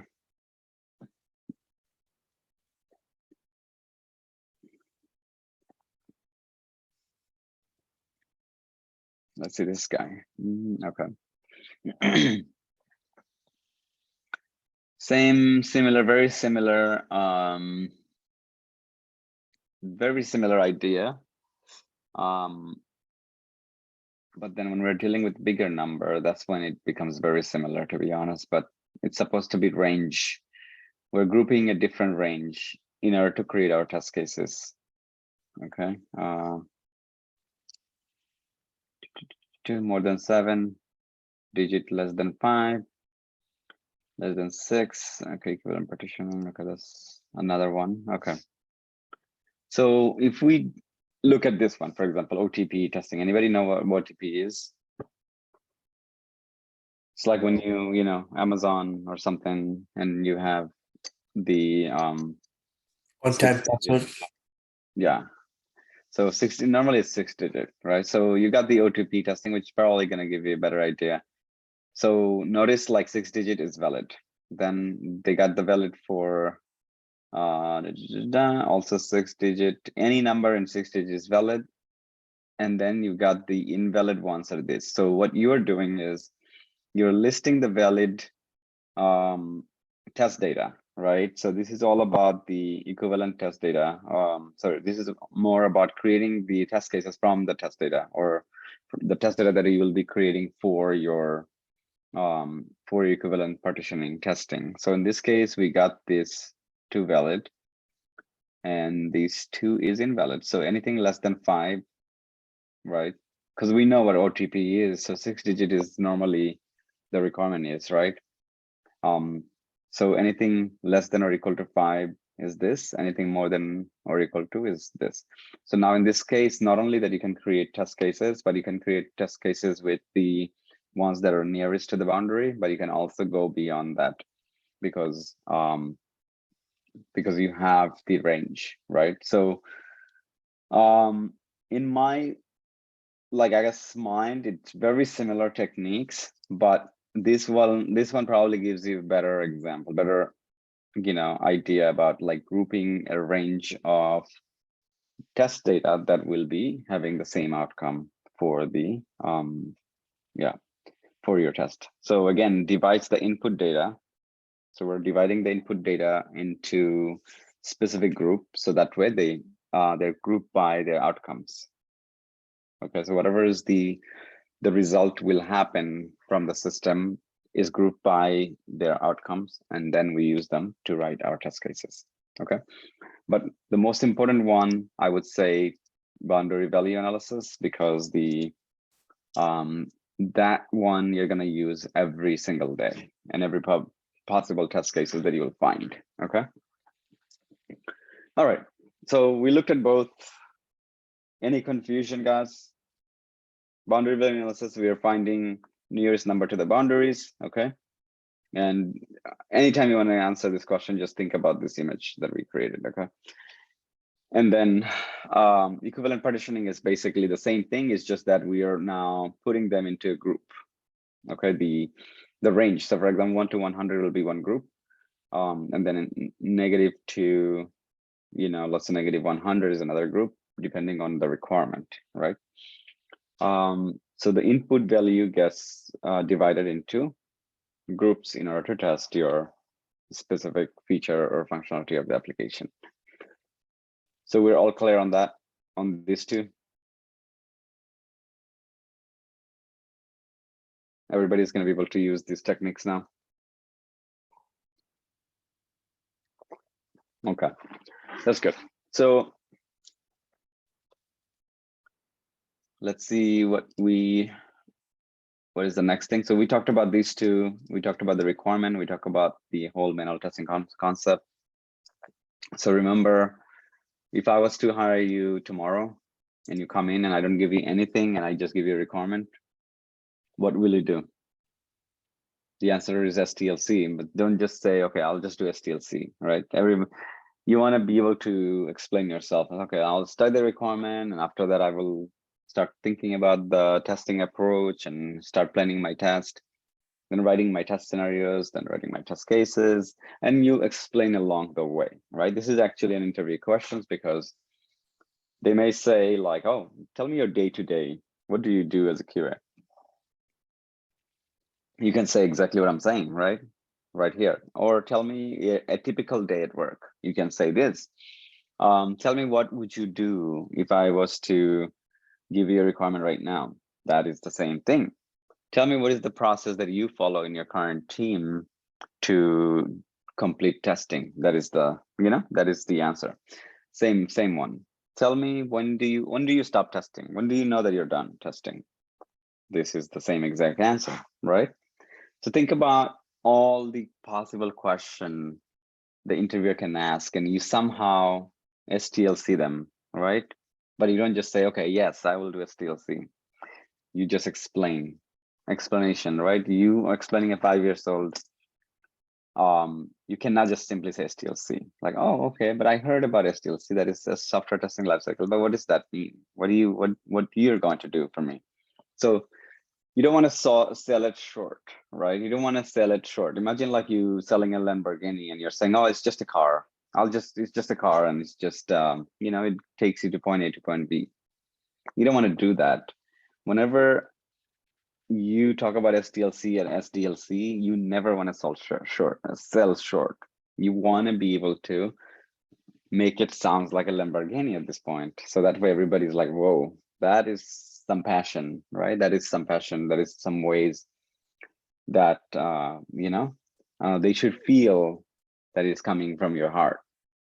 And if not QA, who will do this, right? So again, if you are a QA person and if you are a QA engineer and you can't even explain STLC and you don't really have the passion for STLC, then it really, really becomes challenging in the interview. But most importantly, they feel it too. They're a human being just like you are, right? They know like, okay, this guy totally didn't mean it, so you have to be able to say it in a way that you really, really care about each and every single subject here. So what else, what can you say about this subject? You can actually start from the requirement and what can go wrong and what are the things that you will do right, same thing, how the planning can start and what are the things that you can do right.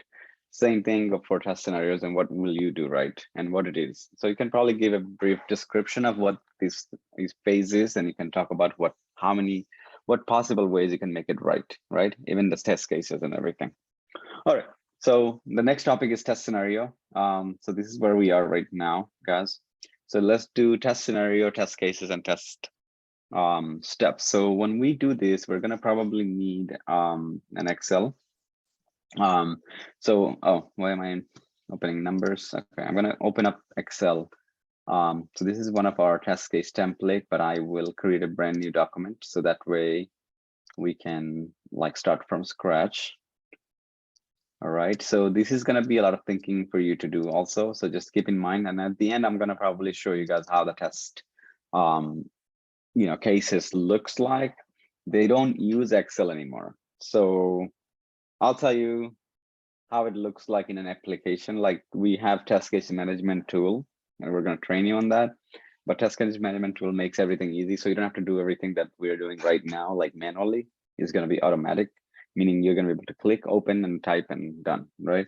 Instead of saving this file somewhere with a name and things like that, right? So, but we have to do it in Excel to give you a better idea because everything is just start from scratch.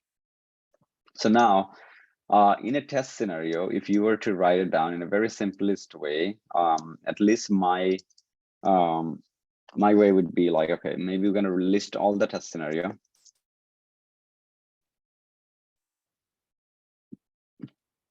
Right, and then I'm going to say test data, and then expected results. So this is my test scenario. I'm dividing into 3 at this point: test data, and then expected result. And this way, at least what I'm doing is that creating some sort of, it's like a brainstorm for myself. Like I can kind of like, for my tables, maybe like something more green. Okay. Oops.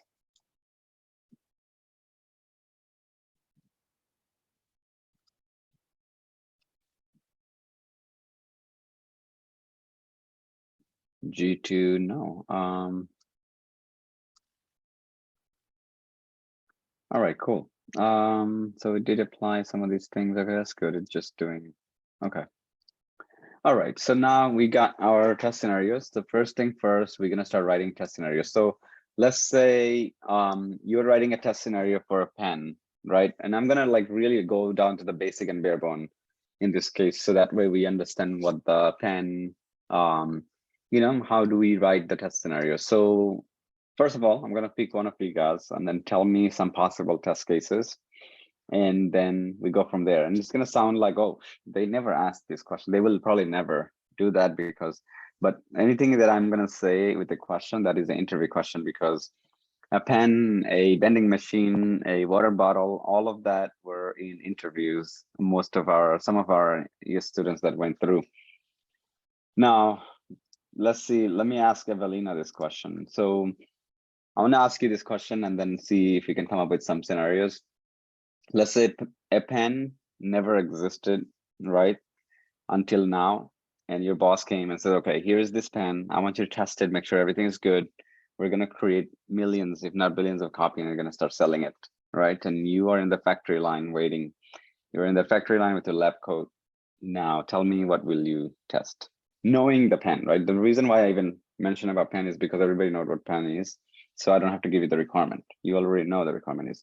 And you can make assumptions about requirement too yourself in order to come up with test scenario. So tell me the first one. And go from the priority to the less priority ones. Start from highest priority. What is the highest priority in a pen that should work?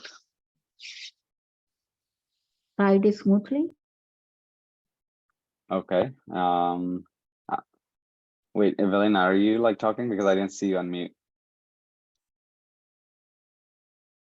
I'm gonna ask all of you guys questions, but so I'm gonna take one person at a time for now.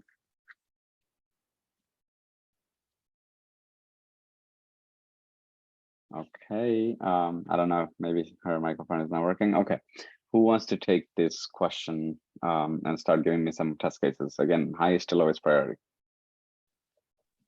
The functionality of it. Yeah, so you're not giving me anything in terms of scenario. Just because the functionality for that's like really like you're saying, okay, yeah, functionality should work. You're being a boss right now.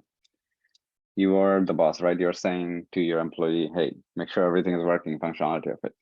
You're giving me like kind of like what needs to be done instead of what this is what I will do. If there's ink in the pen, Okay, so okay. Ink has to be filled, right? And it could be like filled to the acceptable limit, whatever is the case, to 100%, maybe 100%. Pen, right? Expected result pen should have.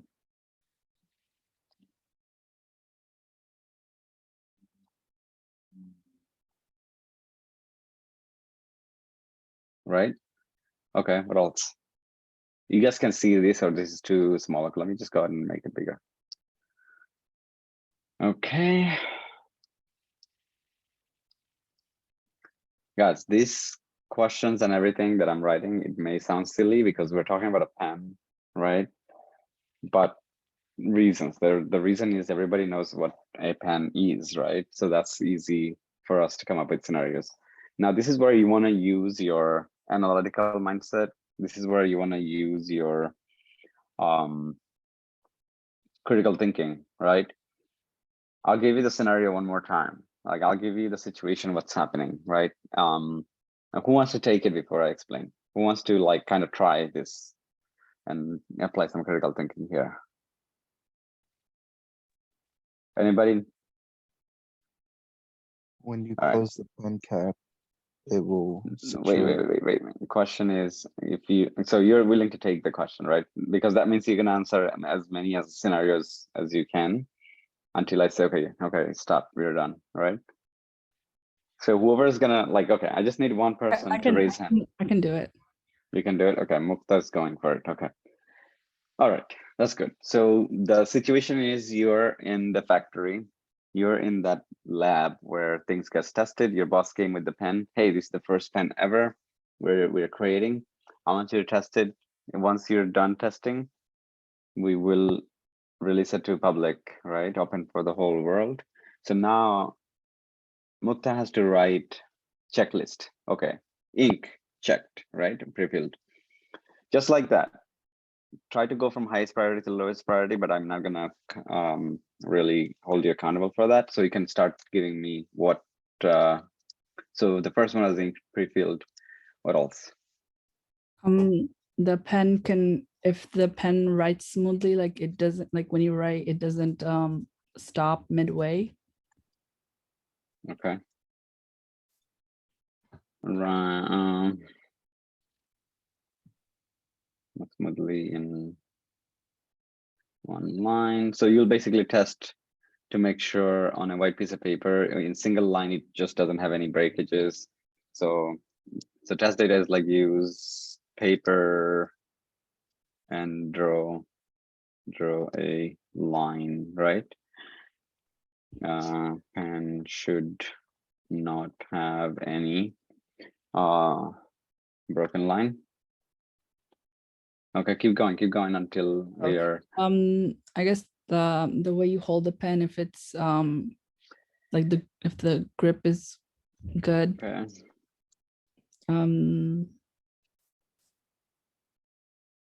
I guess the consistency of I guess the consistency of the color. No discomfort. Okay, keep going.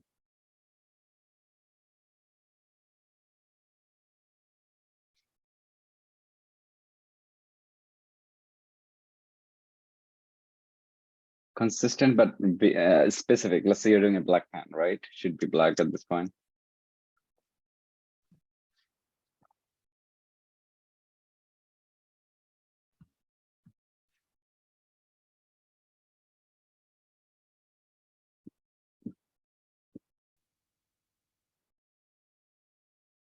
What else? Number 7, keep going. I guess make sure the pen doesn't get erased easily, like it stays on the paper.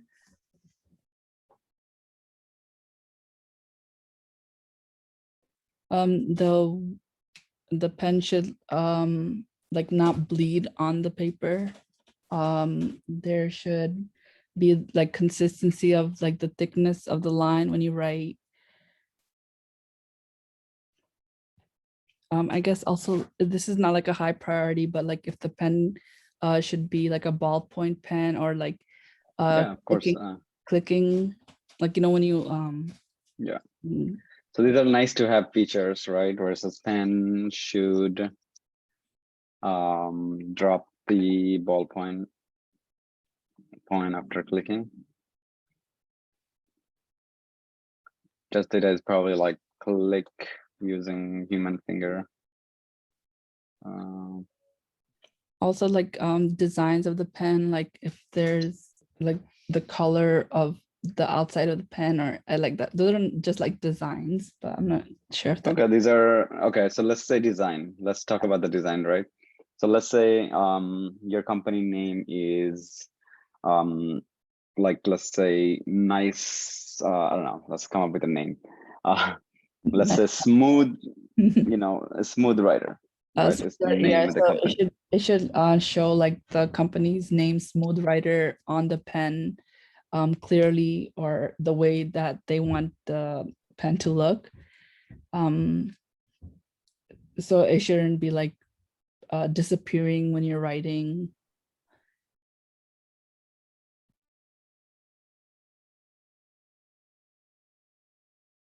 Right. Okay, what else can you come up with? There is a lot. There is a lot. Like if you really think about you using the pen and imagine like what other possible things. What if you drop it? You know, like pen, people don't buy the pen for a day. You know, Yeah, people don't buy the pen for like just for like one-time use. So what if you, let's say, drop accidentally? So do a drop test, right? So yeah, drop test would be good. Yeah. pen should continue to work after dropping. Test it, it would be like drop whatever, like how many times. You could also test how long it lasts one pen. Pen should And you could also write continue which material the pen is and if it's non-toxic, also if it's accessible for other people, for people who have disabilities.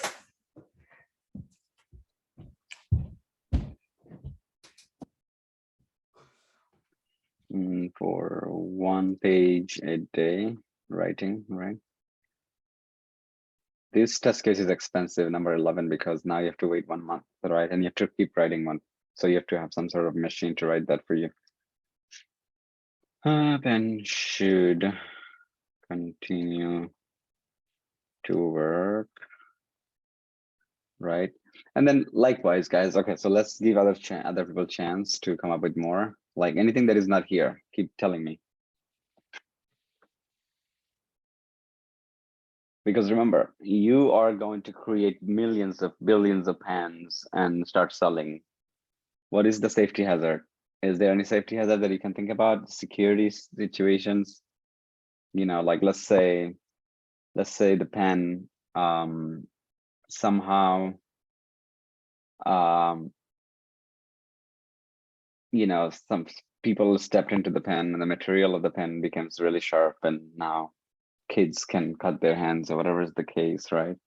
What if the pen, the cylinder is made out of glass, and if it breaks, then anybody can cut their hands or whatever is the case? We did do a test. So, okay, let's talk about the high priority test cases first. What is the highest priority? Highest priority is basically the bare bone feature functionality that you cannot live without, right? There is no workaround. You have to have those, right? So now a pen, if everybody here knows what pen is, then you know that the pen, the first thing about the high priority of the pen is that it should be writing smooth as possible, right? Because if it doesn't write smooth, nothing else matters at this point, right? It shouldn't have any break or anything. The second highest priority should be is if this pen can be written with a single hand, with a human hand, basically. So now let's say a human cannot even use the pen because it's really not holdable. It is huge, or it might be so small that the finger cannot hold it. That is another high priority. It has to be human friendly at this point. Then the other high priority would be, what if you want to, what if you know, your pen just drops once or twice, right? So that could be a high priority also. The ink is high priority because if I'm writing in black ink and all of a sudden it becomes yellow, blue, whatever is the case, because the chemical reaction within the ink is not happening properly, or maybe after some time the chemical reaction actually changed the color, it's really, really not acceptable. The other high priority would be, low severity, but high priority would be logo, right? Low severity meaning you can still use the pen daily without having to have a logo in it, but the logo is high priority because for the company, right, they want to make sure that they're getting properly credited, and also this will help the company to grow as well, but also company image, right? So that is a high priority but low severity. The reason why it's low severity is because it doesn't prevent the customers to use the pen, but it does put the company's image in a bad situation. How many other test cases you guys can come up with? Like, we haven't even talked about security. We haven't even talked about temperature also matters, like, so the pen yeah, if it's so you have to have a range of temperature, because if you're doing the testing, so pen should work below, like, let's say 30 Fahrenheit, and I'm just giving a random number, so don't, you know, this is just, let's say you tested or something, and then let's say 150 So the test data would be like 30. Okay, 30 to range 150. So when you test it, you put both condition, and if they still work in the middle, then we're good. Now in this case, if your pen still works below 30, what does that say? Is that fail or pass? Fail. It's a pass because it doesn't say it should not work, right? If it works, it's okay, great. Okay, it's doing exceptional work now. But this is only for the pen case, right? This is just because of pen. But if this was like an actual software, then it will fail, right? Because that's not what it's saying. It should work. This is what then that's when we're going to do boundary value analysis. But here you can, because it's a physical product you're testing, right? Okay, so pen should work in this temperature. Okay, what else, guys? Come on, we got a lot of rows here, right? We have like plenty of space to fill out. If you Keep were going. to shake the pen, like the ink won't like splash on you or nothing like that. Okay, if you do shake test, and it should not leak, I guess, leak the ink, right? So that's like same thing as splash leak or whatever, right?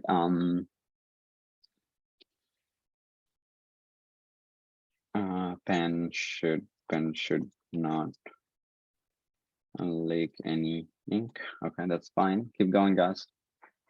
Probably the weight. How heavy is it?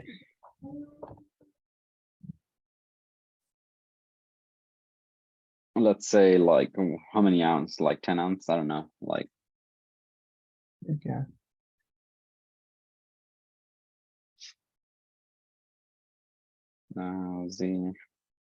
I'm just coming up with some, numbers, random numbers. So don't look at the numbers. It's just for us learning purposes. Okay. If the ink touches you, it shouldn't be lethal. Like you should be fine. Yeah, that's a security test, what you're saying, right?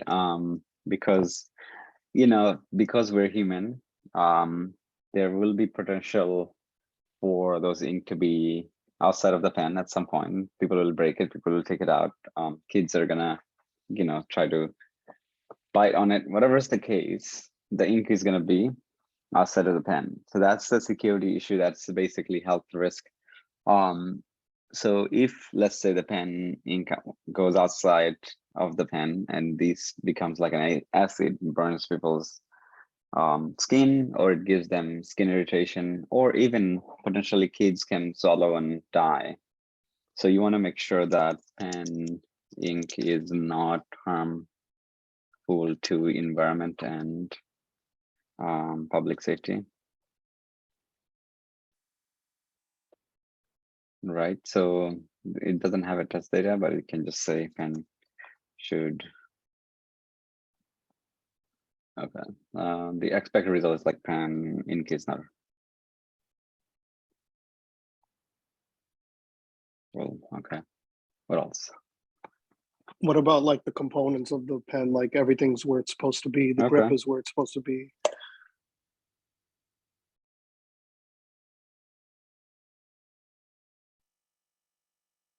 Pen are correctly attached.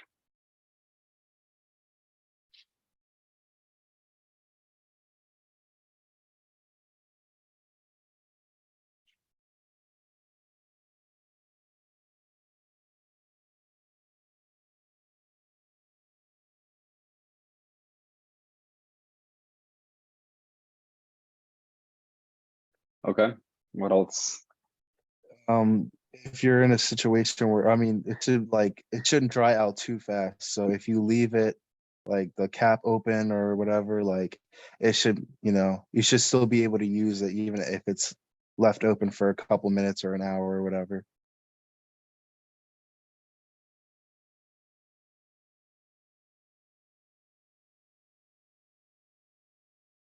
Okay, what else should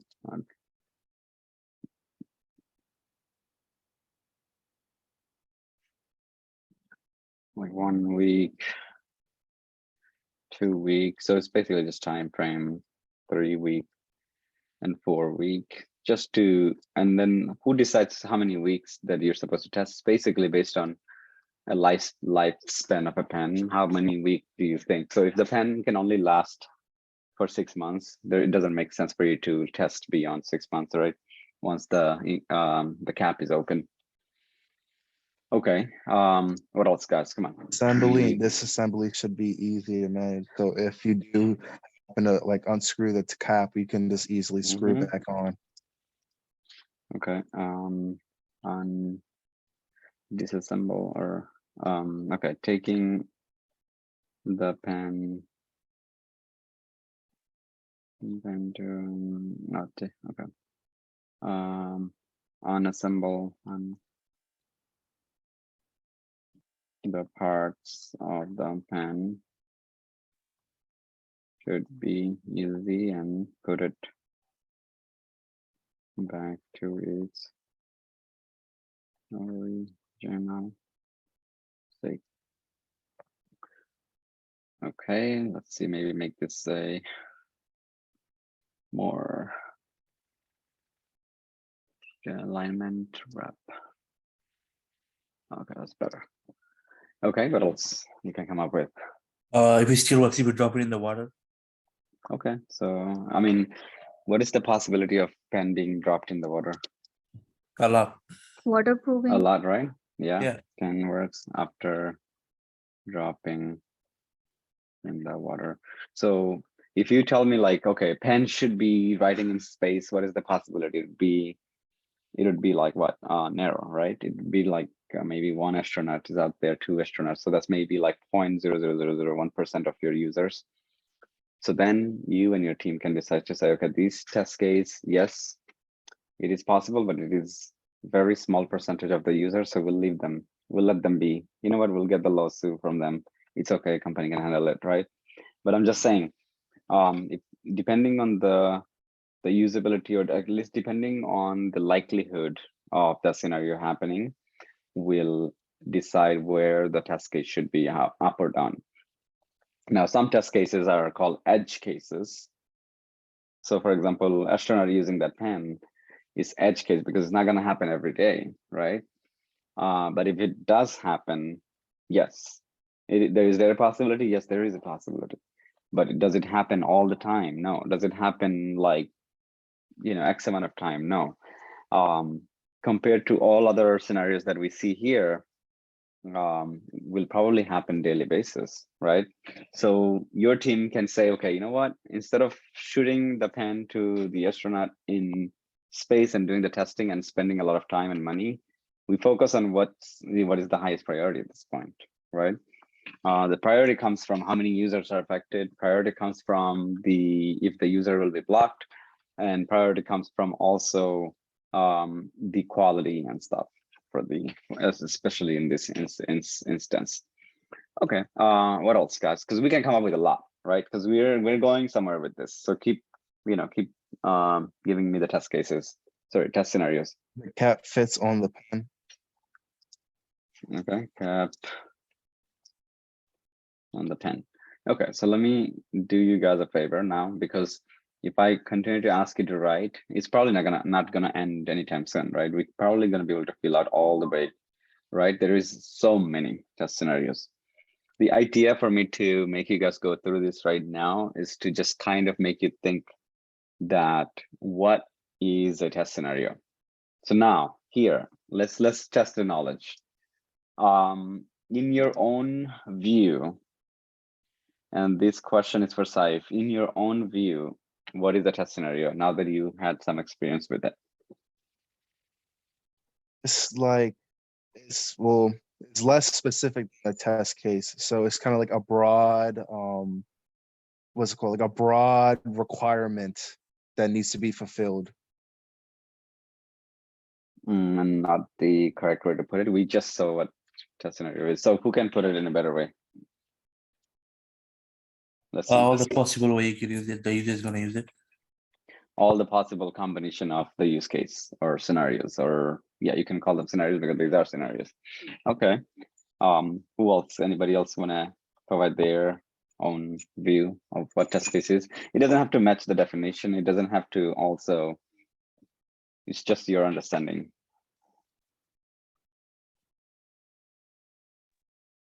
Different ways to check the functionality of an application. Okay. So again, like, what possible way a user will find themselves with that specific part of the software? Or so in this case, in your case right now, we're only talking about pen, so let's not even talk about the software. So in your case right now, all the possibilities of a customer taking the pen and doing something with it, we're gonna try to write. The reason why do we even do that?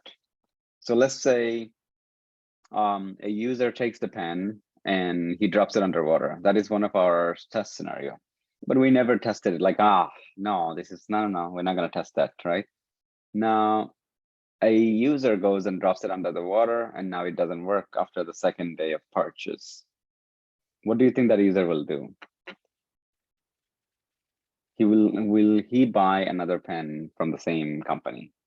I don't think so, No. right? Because it's like a one time, like, oh damn, I dropped it in the water and now it stopped working.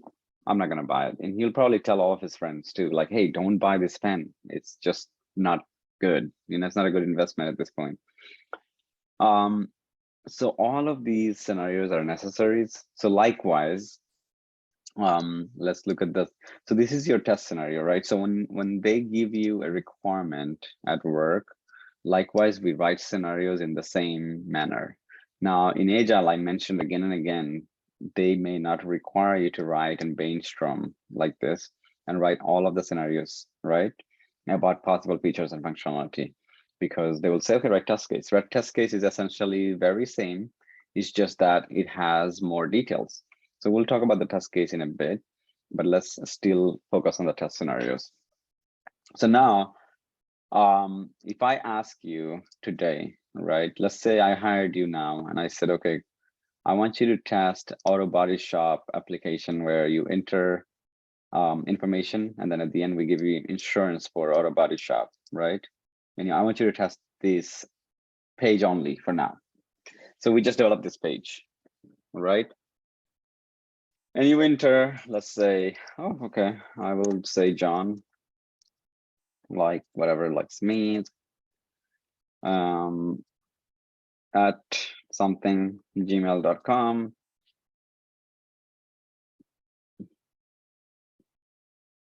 (11101).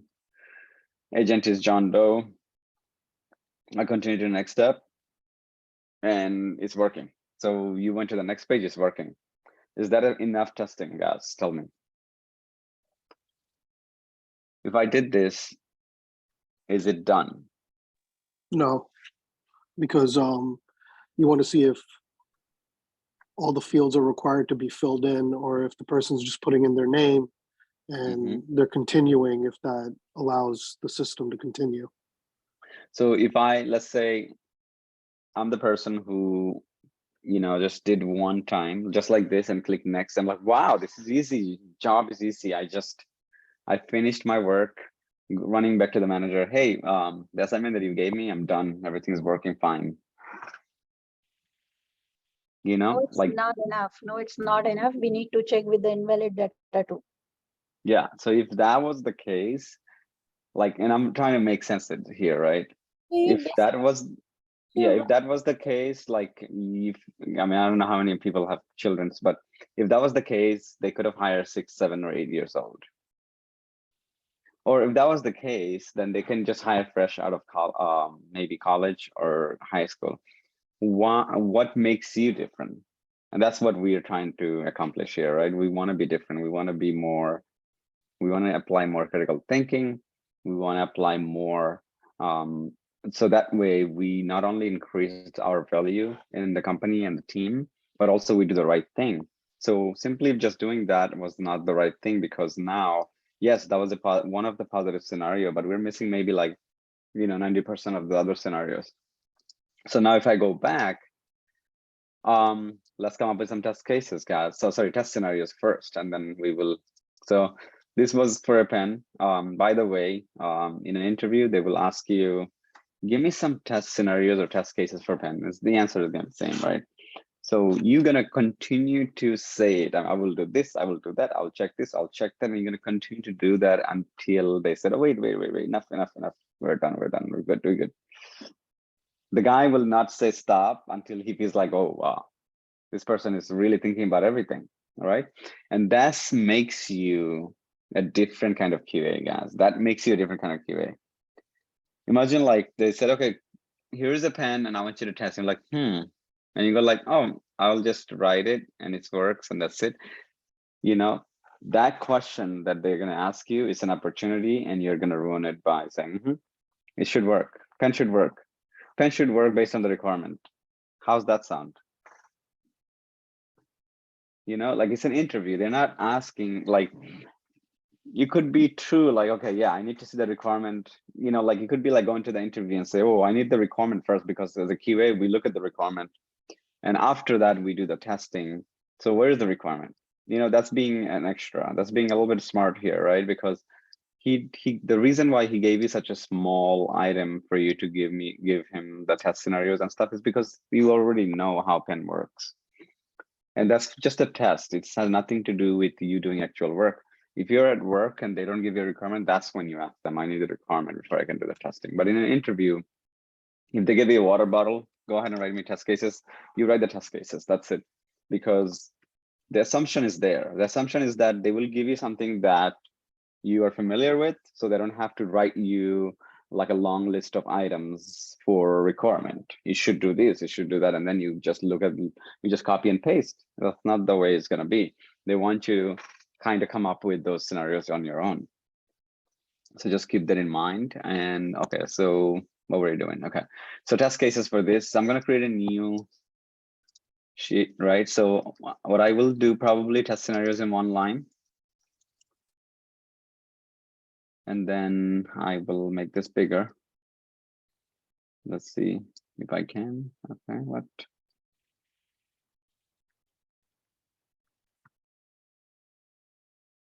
Okay, good. All right, so someone start with the test scenario for the first one. Right here on this page.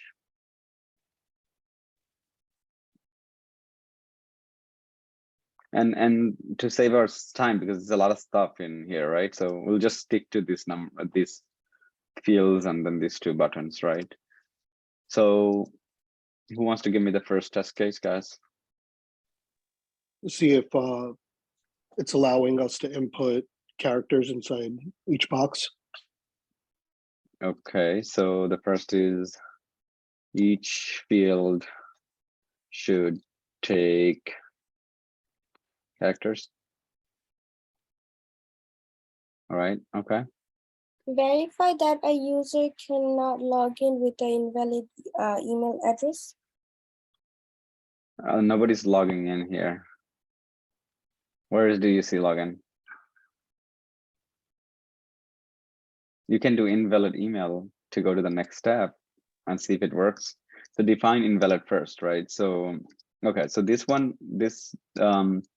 so basically we'll go field by field first. Let's see, right? First name, we'll say first name should take characters and no numbers, for example, right? Because nobody is expecting numbers to be, you know, name. So that should, obviously, even though it's taking it, that's a bug, right? So we'll just write that this way. The last name is same thing.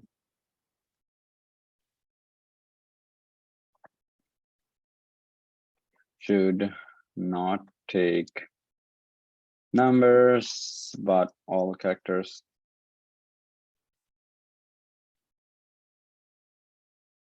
Characters, Unless okay, you're that's true. Elon Musk. Yeah, that's, oh yeah, that's true, that's true. I wonder what's gonna happen with his name. He's gonna mess up a lot of databases, that's for sure, because that name has to be saved somewhere, and it's in the database when you have those special characters and stuff. it creates problem for it creates a lot of problems, right? So they probably have to come up with a special way to deal with his name. Whichever company is gonna like let's say sign up for Facebook, they have to deal with his name. They have to somehow say, okay, as is, if we want to make sure that this name is isolated. It has to be hard coded instead of like saying, okay, we'll just take it like this, right? It's crazy, right? So for example, let's say you save it here, just like this, you're trying to save it and this information goes to the database and now it corrupts the database because the information saved and it has a special character it wasn't expecting, whatever is the case, right? But because like of the security and because like the anybody can type anything, right? Developers, they have series of checks to make sure it doesn't happen in the database level. So they have checks before data going into database. They have checks also on the front end UI right here that make sure that this information does not get, entered to the database. But those, they have to relax only if the name is that. So that means, you know what I'm saying? Like out of millions and billions of possibilities, they will say, okay, if this happened to this, they will generalize the whole population, and then they will say, else if is, let's say, Elon Musk's son, in that case, they will probably say, okay, just for this guy, there is an exception, unfortunately. But otherwise, they will have to come up with a way to handle that kind of situation. All right, so let's give you guys again. The first user tries first name, last name, and then forgets to enter email or at least invalid email. So let's come up with a more end-to-end scenario. So the first user enters first name, last name, and these are valid, right? So you can say valid first name, invalid email, right? And then he enters phone number and zip code. Like phone number should be 10 digit. Yeah. Zip code should be 5 digit. Yeah. So phone number and zip code, they're also valid for now. So they will enter. So remember partitioning, equivalent partitioning. So any phone number that is 10 digit, it will be one group. So they can use equivalent partitioning here. And then valid zip code is going to be same thing. Equivalent partitioning. Okay. Valid zip code and then expected, right? Result maybe like user moves to next page because of that, right? If they user should not should or should not, right? It should not because they have invalid email, correct?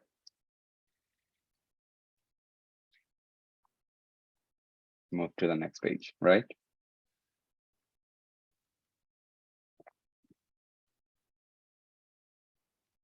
Okay, the next one is invalid first name.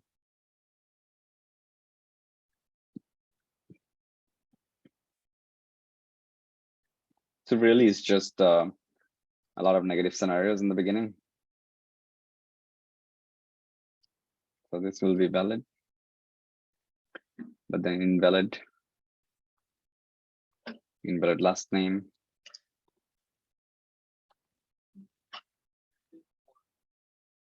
Then we have invalid email. Sorry, this is going to be valid for this one. So we're isolating what is valid and invalid for each test case, right? So we're only keeping one invalid test data throughout the whole, scenario. So that way we can say, okay, what happens? Because if I say invalid last name and invalid email, so that may create some problems where I don't know which error message is for which, right? So it's better to have separate for themselves. Okay, so this one is invalid. Email is done. So invalid phone number. And the same thing. So I'm writing all the negative test cases first, so they're out of the way. And then once the invalid phone number was done, the next one is the invalid zip code.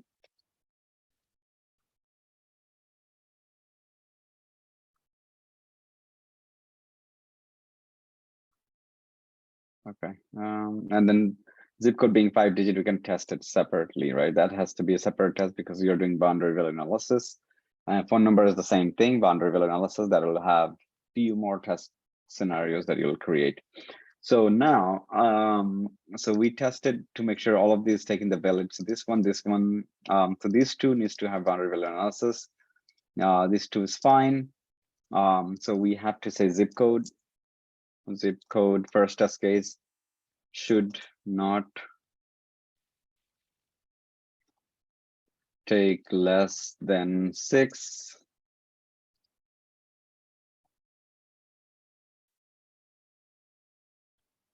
More than, and it should be more than 6 too, right? Should not take than 6. And then phone number should not take less than 10.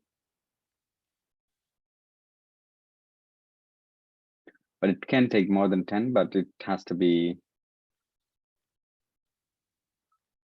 phone number should take 10 digit plus area code, sorry, plus country code. So you have to be very, very specific at this point. So how many test cases? 1, 2, 3, 4, 5, 6, 7, 8, 9. So we came up with 9 test cases. I'm sure if I try hard enough, I can come up with more.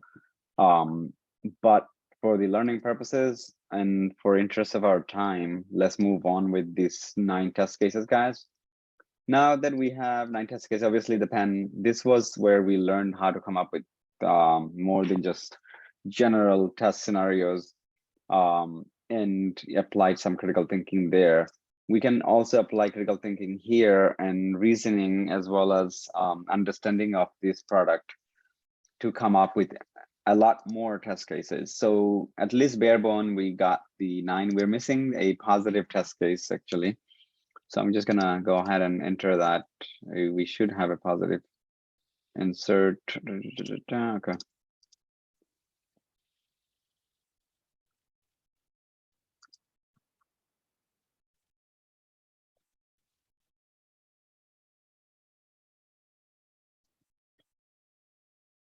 Where did the insert go? Okay, what am I doing?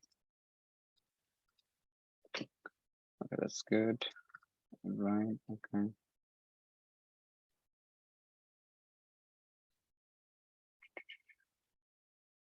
Oh, there you go, insert, okay. Try to enter a new row. Okay, there we go, insert all this time. Okay, good. So positive one, it's gonna be, because we missed the positive one, right? So it's gonna be valid. And it's gonna be user should be able to go to step 2 page, right? So this is your step 1, continue to step 2, right? If that is the case. So 10 test cases total, which is, I would say at least pretty good in terms of thinking and coming up with all of these, but there might be a few more if you think hard enough.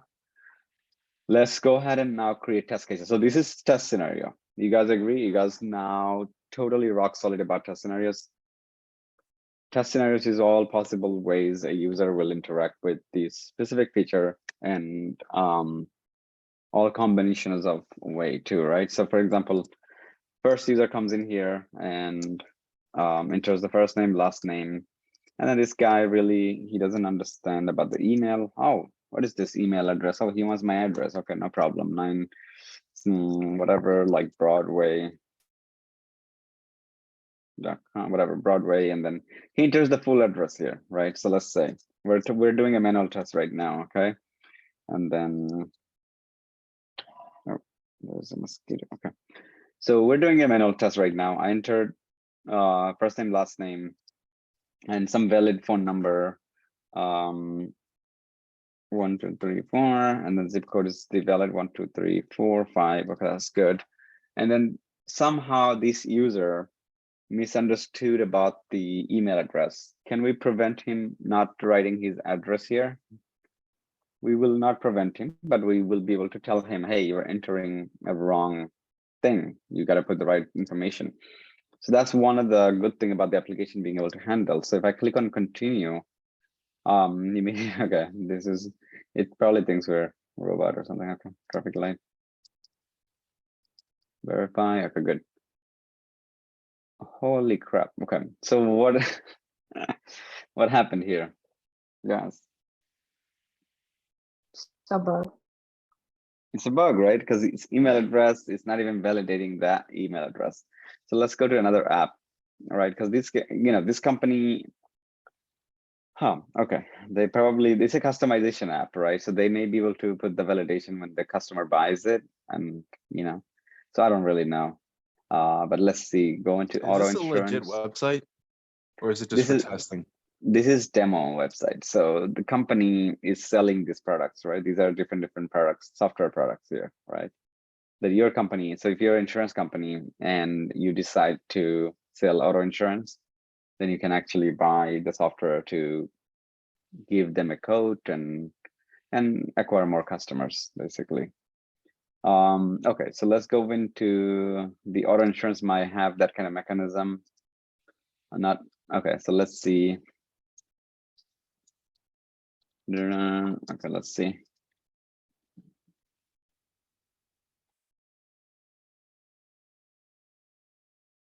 Continue. Don't tell me. Oh God. Okay. All right.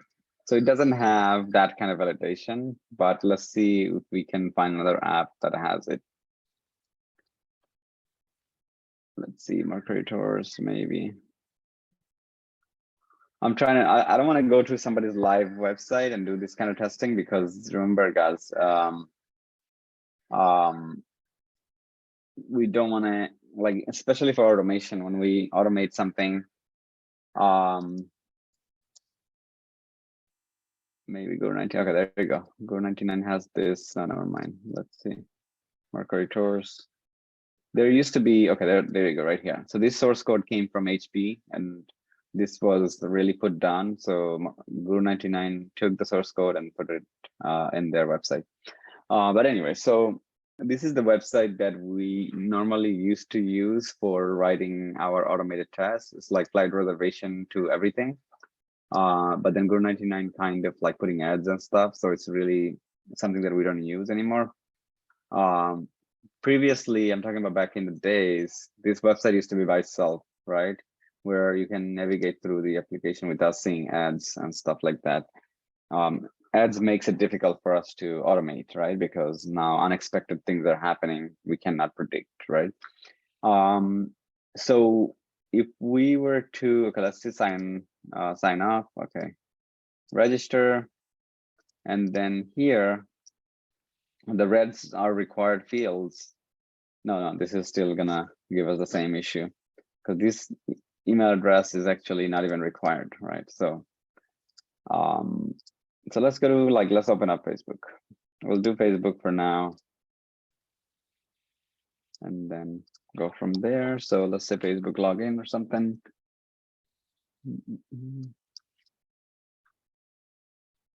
Okay, and then create a new email address. So right here, email or phone number. And so it'll be pretty much grabbing us right here. So assume that that actually took place. These are our valid requirements. But again, if it did take invalid, this will be a bug. So we can use that as a bug and create a bug for ourselves. So now assume that these test cases were correct, right? And we were able to create a little bit more, test scenarios. So the next thing is to write test cases, right? So let's open up one of our test case template just to show you guys the difference between test case and test scenario.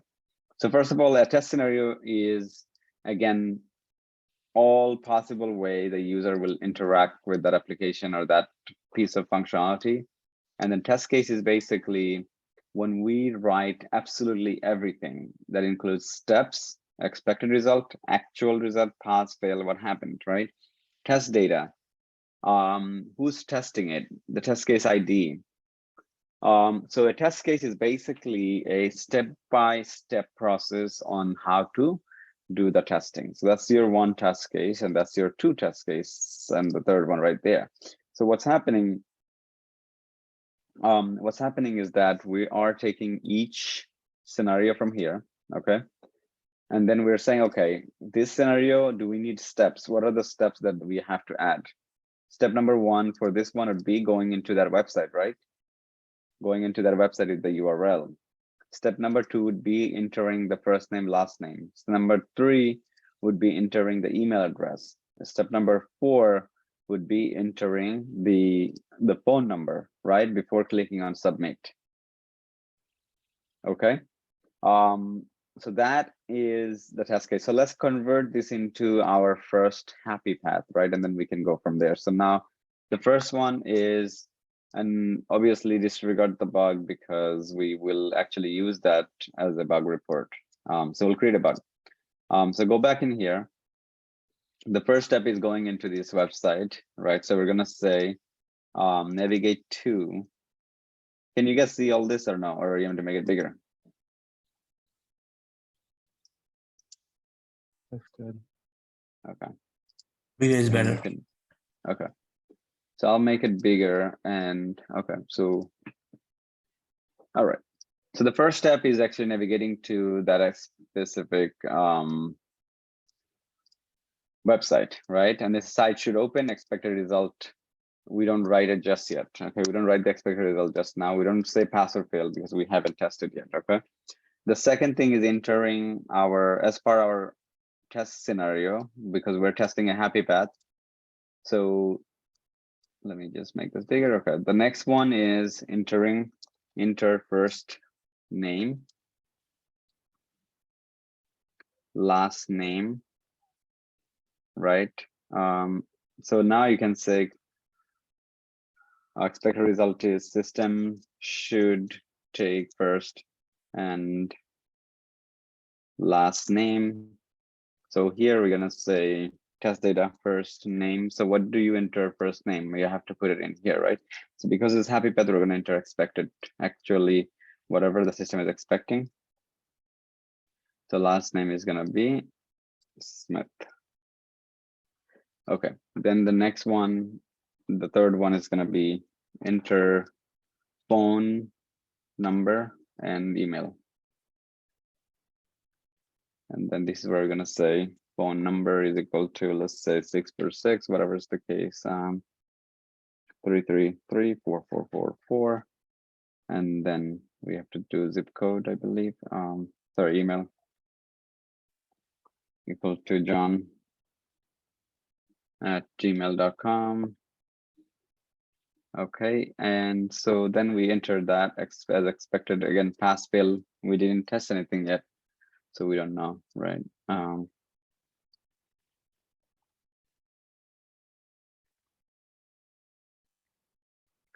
Okay, the next one is gonna be enter zip code. And then we got a step number 5.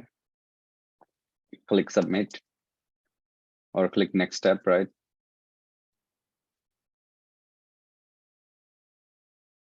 Very specific. And then we're gonna say system should take zip code.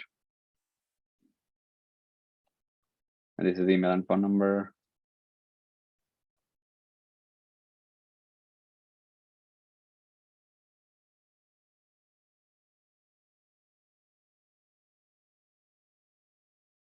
Email, okay.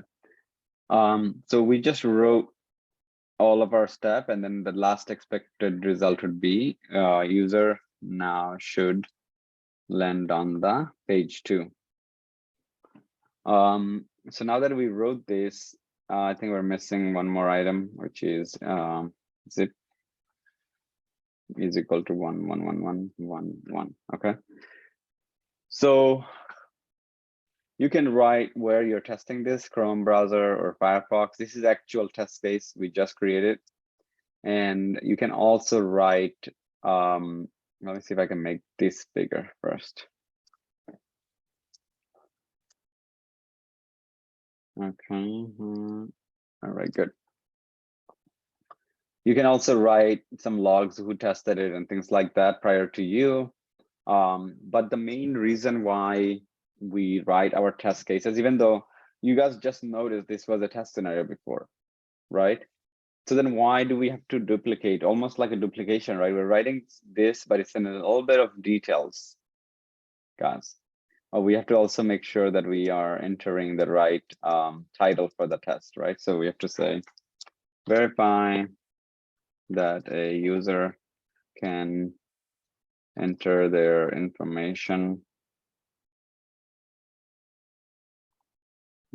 to go to page 2, for example, right? Okay, now my question to you guys. Can you guys tell me the difference between the test case and test scenario? Do you guys see it, at least if you cannot explain? So as a QA, we create the test cases as our end document because we first went through the requirement, we studied it, we understand it, and then we wrote test scenarios to make sure we have a good coverage. And then we took each one item from the test scenario and write test cases like this, right? Where we have all this information, like where, you know, what should happen and when, right? On the steps and actual results and all that stuff. And the reason why we do that is because every week our application changes, right? Every week we need to go back and test our existing test cases. So if that is the case, every 2 weeks later, if I have to go back and test something, I don't have to think too much. All I have to say, okay, you know what? I'm testing this test case. All I have to do is like, I go in here, click. Okay, it should open. And you're gonna say, now I'm actually testing. I'm going, okay, as expected, it worked, right? As expected, though, the page opened. The next thing is you entered username and password. Okay, fine, as expected, it worked. Then also same thing for phone number and email, as expected, zip code, as expected. And so you went to the next page as expected. And if everything happened as expected, then pass, right? So now you enter the value. What the hell? Okay. Alert, what? I can't paste anything. Okay. All right. Passed.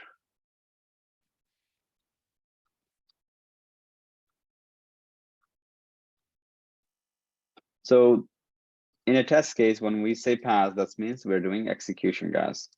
So up until here, we wrote the test case and everything, and then we executed our test cases. We actually went to the website and clicked enter this information. Everything worked as expected. Now we marked our test case, everything passed. And then overall is passed because everything, all the steps passed.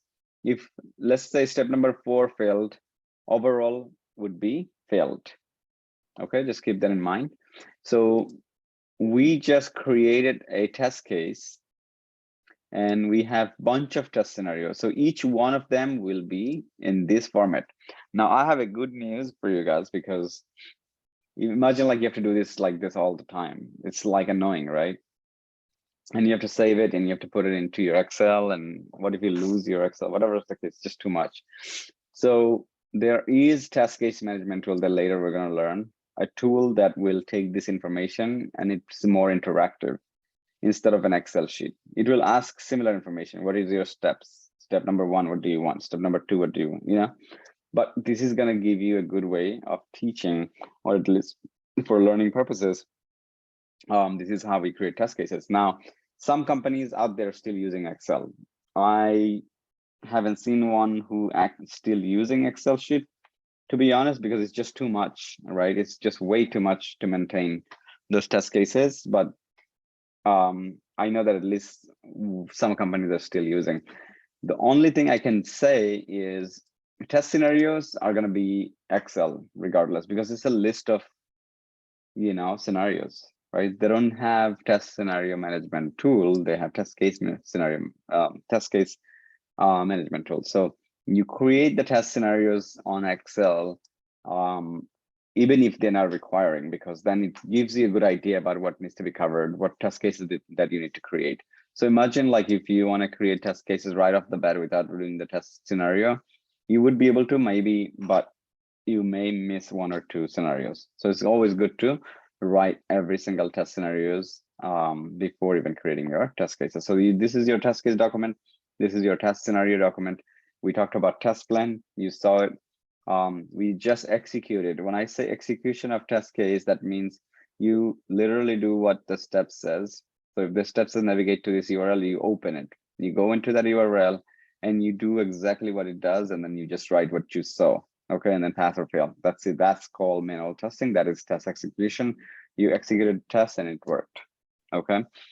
The value where you add to make you into a different QA, somebody who can add more value to the company, is when you can actually learn the business, understand the product, and create really test scenario that will be used by that basically describes the user behavior. But most importantly, that will allow you to catch as many bugs as possible. That's where you add the value as a tester.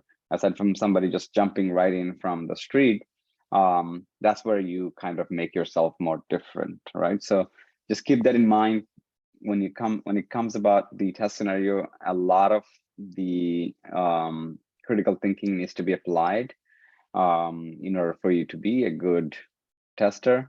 And again, even if you're going to be automation tester, doesn't matter. You still need to be a good manual tester first.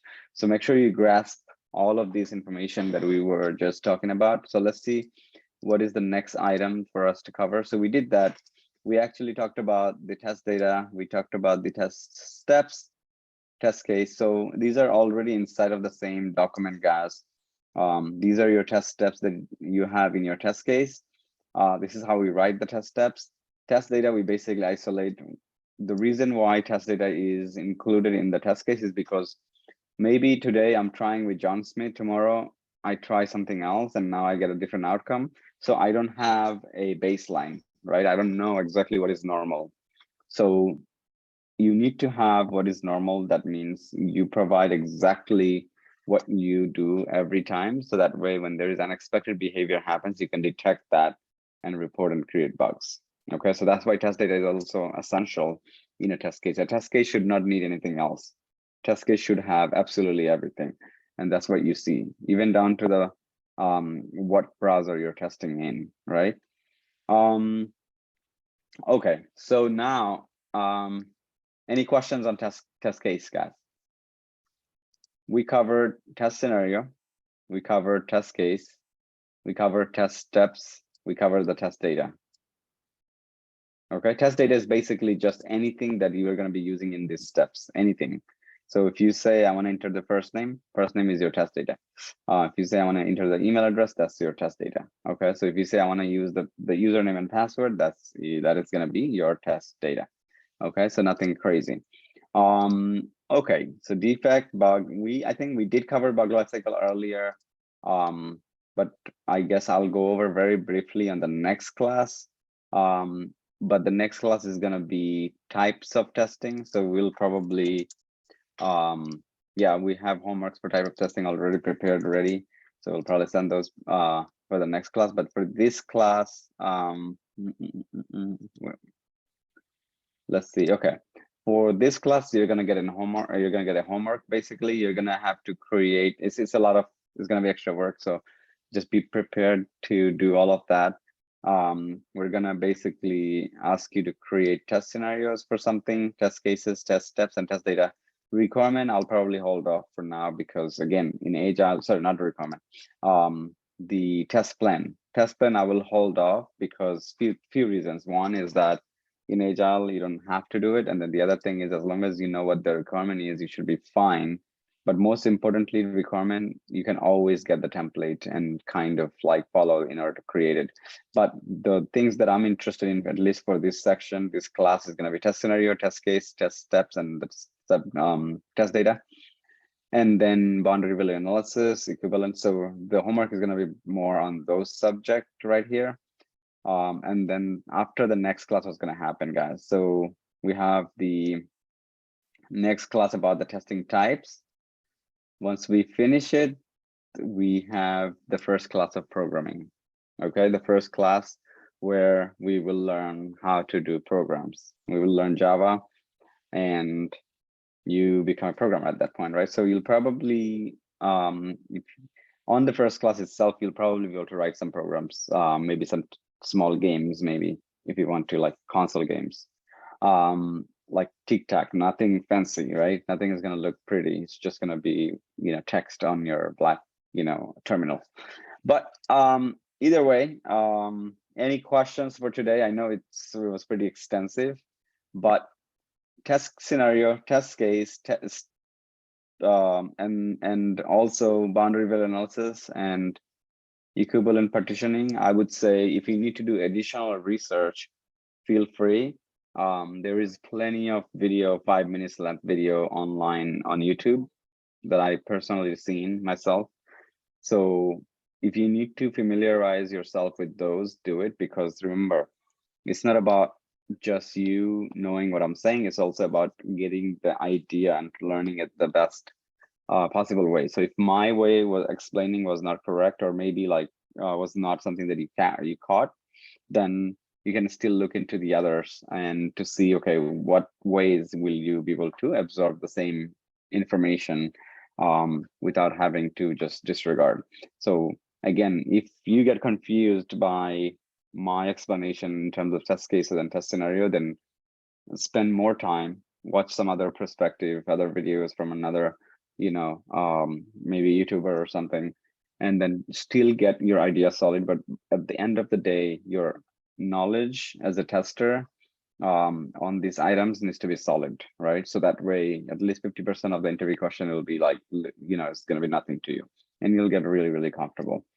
Okay, so again, it's 2:45. We went 45 beyond our time as we expected from the last time. But any questions? The homework will be given to you within the next maybe like an hour or two. But any questions that I can answer before we end the day?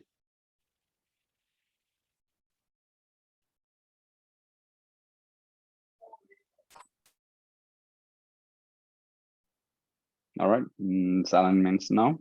Okay, I'll see you guys on Tuesday. And just remember this homework, don't do it last minute, because it's not something you can just say, okay, I'm gonna sit down, I'm just gonna say yes or no answers. This requires a little bit of thinking, meaning like when it comes about test scenario, this is like, look at the list of test scenario just for a single page. And then look at the test scenario for like, certain, just an item, household items that you're testing. So my take on this homework will be jump on it little by little, do one item at a time. It's only going to have 4 or 5 items for you to do before the next class, and try Next to class finish is a it. project. So next class is basically, this homework is almost like a project, right? Where you get something to test, like let's say water bottle in this case, right? And you write the test scenario, and then you write the test cases, and then you write the and you'll execute at least 1 or 2 test case and write one bug. So maybe the bug report, we can look at it. Bug report is basically it's going to be very similar to a test case looking, where you just describe what happened. So let's see if I can find a bug report in like this. Okay. So in bug report, you basically write a summary to say what happened and where that happened. Don't just say everything is not working. And then you want to provide the specific URL. You want to provide a screenshot.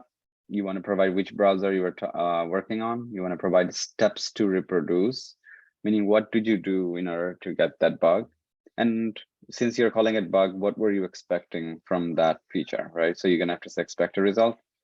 And then what were you getting it? Even though, okay, expected result is something that is you're not getting. So what are you getting? So actual result. And then severity and priority, right? So bug, maybe I'm gonna ask you guys to do it, even though this class specifically we didn't do a bug report, but it is fairly simple. If you Google it, you'll be able to find many template of bug reports. So I would say use one of those, but we may just give you a template. So in your homework, you'll see like, okay, here is the template for test case. Go ahead and write this test case, right? Or here's a template for bug report. Go ahead and create a bug. And there's plenty of bug in that website, guys. This website has plenty of bug. So you can, it's not like you're not gonna find anything. You will find something and then you'll be able to write it properly. Okay, but the next homework will be more like real work. Okay, so not only that you're gonna create test scenario, you're gonna create test cases, you're gonna have to study the requirement too, because you're gonna get a requirement, you'll study, you'll write the test cases, and then test scenarios, then you'll write the test case, then you will execute, and then you'll write the results, and then you create one bug and you're done. So that's literally the assignments that you will get at work too. And I wouldn't say call it a project, but we'll do a project at the end of the NNL. So next class, after the next class, we'll have a project on this. So if you look at this one, we're right here right now, right? We're right here. And the next class, we're gonna be here where we talk about types of testing. And once we finish that, before we go into programming and concept, the homework will be the project, right? So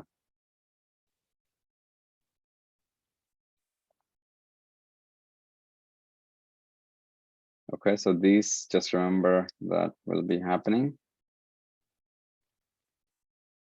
All right, and once we're done, that means like really like up to this much, if you can get it done, you actually is somebody who can go to work and do regular, at least be able to do these things like follow the whole STLC and be able to work. But you might need help with the tools that they're using for this kind of work, right? So yes, even though you will feel like, okay, I can do the testing, but you're not going to be able to because there is a bunch of tools that we have to train you on. And then once you're, again, after the next class, once we go to the programming, I may just add, I may just squeeze in the tool because it will have a continuous flow, right? If I cover the manual testing tool after the programming, it might just get confusing. So I might just add the section right here to cover the tool as well before going into programming, guys. So we'll do the thinking out on our side. Don't worry about it. But most importantly, I would say, you know, keep your pace. Try to be in sync and don't try to get lost by, you know, doing things late. Whenever you do homework late, trust me, and I've been there, I've been to your shoes.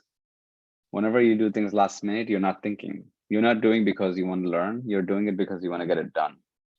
So get it done, get it early, and then you can still enjoy the rest of the day, right? You can still enjoy the rest of your time and do whatever you need to do, right? But just try to get the homework sooner than later. Last minute homework, try to avoid, because this is a career-oriented training. We are making sure that, you know, you get the right mindset and idea. So that way, when you join the company, you can impress your coworkers, you can actually do the work and not really be somebody who has no idea. All right, so I'll let you go. We'll see you guys on Tuesday and just look out for the homework.